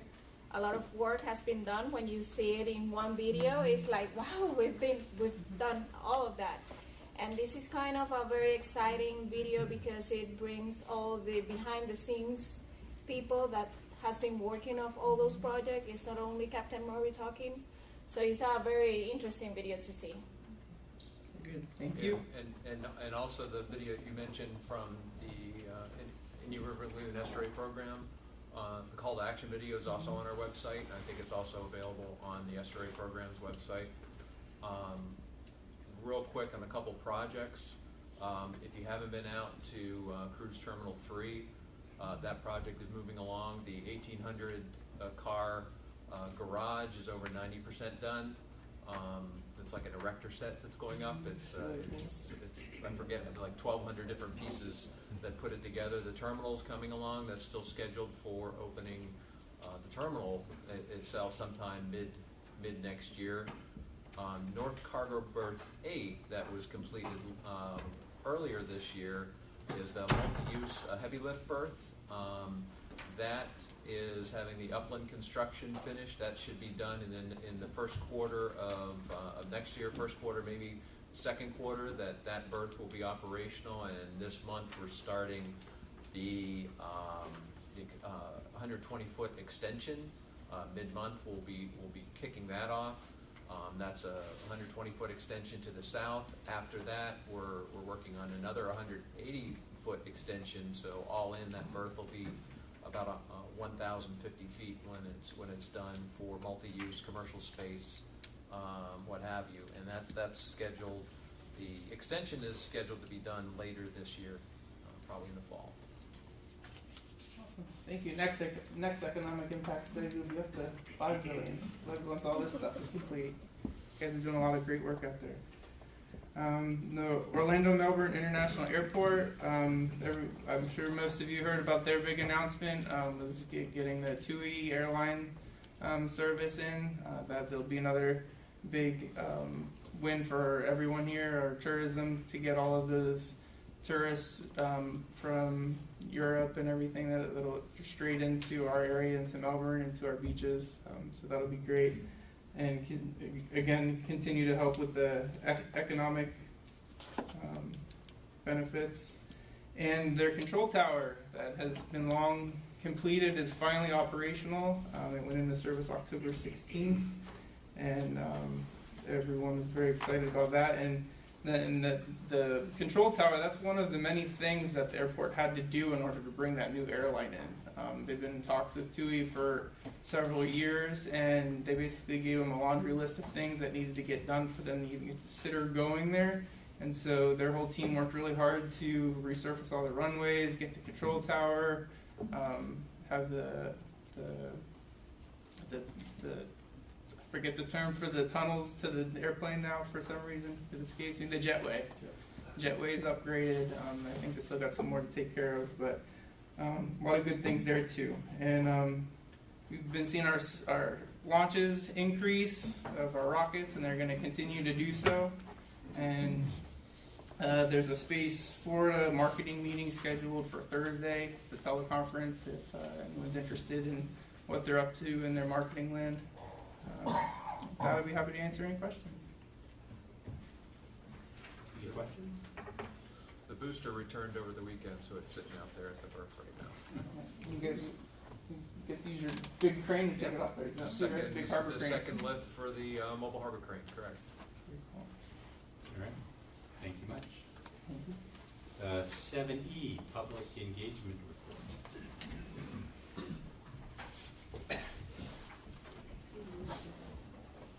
Hello again. This will be brief. We'll just be reviewing our activities, some of the big highlights from this quarter for public engagement, which was July through October. So beginning with engagement and education, Georgiana has continued her council tour. So I'm sorry she visited some of the municipalities represented here. She was also, sorry about that, Lisa. She was also featured on the Space Coast podcast, which is kind of an up-and-coming media podcast that's happening, and she relayed some projects that are going on and just spread a little bit more awareness of the TPO and who we are. She also presented at the Space Coast Association of Realtors, which was a huge new audience for us. They got some updates on some projects, and she answered a lot of questions there. It was a really great meeting that she attended and presented at. And then some larger community events. I'll go into it in depth a little bit about the Vision Zero Symposium. It was Walk to School Day, so we have some pictures here featured. We had great participation, as always. We have an excellent relationship with Brevard Public Schools, and they participate in Walk to School and Bike to School Day every year. But this year we specifically promoted some Vision Zero initiatives, and so we had great attendance. Moving on to the Vision Zero Symposium, we had 130 plus attendees. Hopefully many of you attended. If you did not, we have a page on our website that we actually have video there and some materials that were presented at the symposium. We had some renowned speakers. Melissa Wandel was our keynote speaker. She had a very emotionally charged presentation, kind of talking about the personal impacts of Vision Zero. And then we also had District Secretary Michael Shannon and Trenda McPherson talk about other aspects of safety and education. We had lots of news coverage of this event. We had 4 news features. Many different people attended: law enforcement, planners, elected officials, city staff. And then, of course, we had awesome sponsors that made this event cost feasible for us as the TPO. And then in October, we celebrated Mobility Week. This is an FTOT initiative. It's kind of been in the works now for a few years. Every year we kind of go bigger and better. Of course, we did our regular Halloween safety events. We did another RRFB pop-up education event in Satellite Beach, which was great. We'll be doing more now that there's many that are being installed along the beach side on A1A. A few other events, and then we did a huge event with the city of Titusville. It was the Senior Stroll and Expo. We partnered with Space Coast Area Transit, took a few VIPs on a bus tour of the Coast to Coast Trail. The other attendees also had some safety presentations, visited expo tables, so it was a very large event. We were excited about the turnout there, and very fun. And then just some brief social media statistics. This is just an overview of the quarter of some of our reach on our platforms. Once again, Facebook always leads, and that's because we have great community partners who share our messages and our posts. And then for news features and deliverables, we've been covered in the news a lot lately, which is a good thing. We're doing our job. And mainly that's due to some projects. There's been a lot of news articles about Brightline and things like that. Put out a few newsletters. If you're not receiving our newsletters, please see me. I can add you to the list. And we are continuing to create those in-house graphic and deliverables to build our brand. That's all I have. Some questions? Yep. Can you tell us how many people participated in the Titusville Senior Stroll? In the senior stroll, I'd have to double check the attendees. I want to say it was probably around 50. Is that first time, right? That's not the first time for the senior stroll, but the First time there. The first time in Titusville? Yeah. That's what the chamber told me. Yeah. I mean, I think a lot. We haven't sent out a survey if it was their first time in Titusville. I could tell you a lot of them had never been to Titusville before. A few of them from the city of Titusville, we had leaders take them on a stroll downtown, and a lot of them had never learned that historic knowledge. So it could be that they had been to Titusville but didn't really know about Titusville. I didn't get to survey them to see if that was their first time to Titusville. How we reached them was through a different platform, some through Legacy Club, which is the Brevard Schools organization, some through Aging Matters. But I know that a lot of them had learned a lot about Titusville that they did not know before. Okay. I attended, it was well done. Thank you. Everything. It was about 50, 60 people. And then can you tell us how the the social media stats improved from the year before? You don't have percentages of increases. No, not from the year before. We do a quarterly take of that reach. It varies because the posts that were done last year are not similar to the ones that are done this year. I mean, I can pull that for you if you'd like that information, absolutely. This reach is a total of the months that I have listed here, July through October. So it's cumulative, but the percentages won't always be an increase because it depends on what we're posting. So well, you can't compare October to December with January to March. I'm talking about a comparison from year to year. Yeah, we can do a comparison of year to year. I can pull that for you, sure. I just want to be fair to Abby, because I was at the downtown Titusville, and there were a lot more than 50 people there. And the only number you can give us are the folks that actually signed. The big majority of people, I'm not going to sign anything if I'm there enjoying the beautiful outdoors, having a good time. Hey, put your name here. I'm busy having a good time. So you didn't get it, but you got a tiny fraction. We had probably more than 50 registered. We had some walk-ups who did sign in, and I'm sure walk-ups who did not sign in. Lots that did sign in, and it was pretty active. They were, yeah, we had, what was happening was the registration was at the Playhouse, but the expo was down on down in the Juliet Club was away from the Playhouse. Right, yeah. All right, well, thank you very much. Thank you. That brings us to item 7F, the local government report.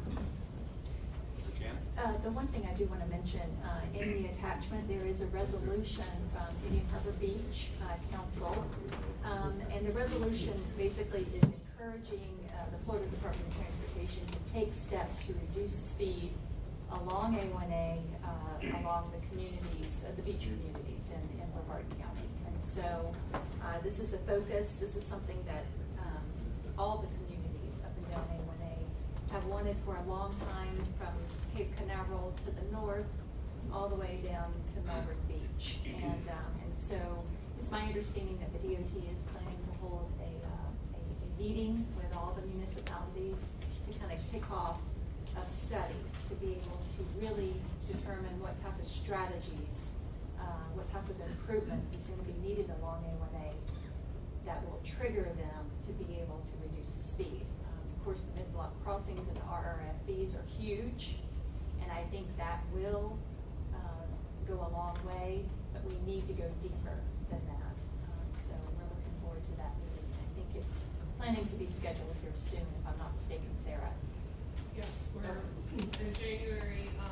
We're going to the DOT to talk about status and start setting up the meeting. Okay, thank you. Well, wasn't that long ago, we were fighting just to get a few of them along A1A. So I'm looking at the map here. About time, right? About time, right. Scott, I got a quick Yes. update on some of the Brevard County projects. The Huntington Causeway is moving along very well, as you all can see over the railroad tracks. Its anticipated completion is late summer, early fall 2020. St. John's Heritage Parkway North, which is north of 192 to the Ellis Road interchange, that's also moving along very well. It will be complete when the interchange is open. That's our plan. And lastly, not really a local report, but I don't think y'all are going to get rid of me. Even though I'm not up here, I'm still going to be the Brevard County representative, so, at least for the next 14 months. All right, other local government reports? I just want to give a shout out to Sara and the team on the Benton corridor study. We're still early on, but that's going very well. Consultant's doing a good job, and so we're, as a local agency interfacing, we're very pleased with the progress of that project. So I just wanted to say thank you for that so far. Other, yes, Jean? I'm so sorry, I forgot to mention that last Thursday was Secretary Shannon's last day. We do have an interim secretary for District 3, Jared Perdue. He is the Director of Development in District 3, so he is our interim secretary as of right now. And Allison Stetner is also moved to central office. She is over our policy planning in central office. So those are. Thank you for those updates. Other updates for the group? Seeing none, we will adjourn at 11:52.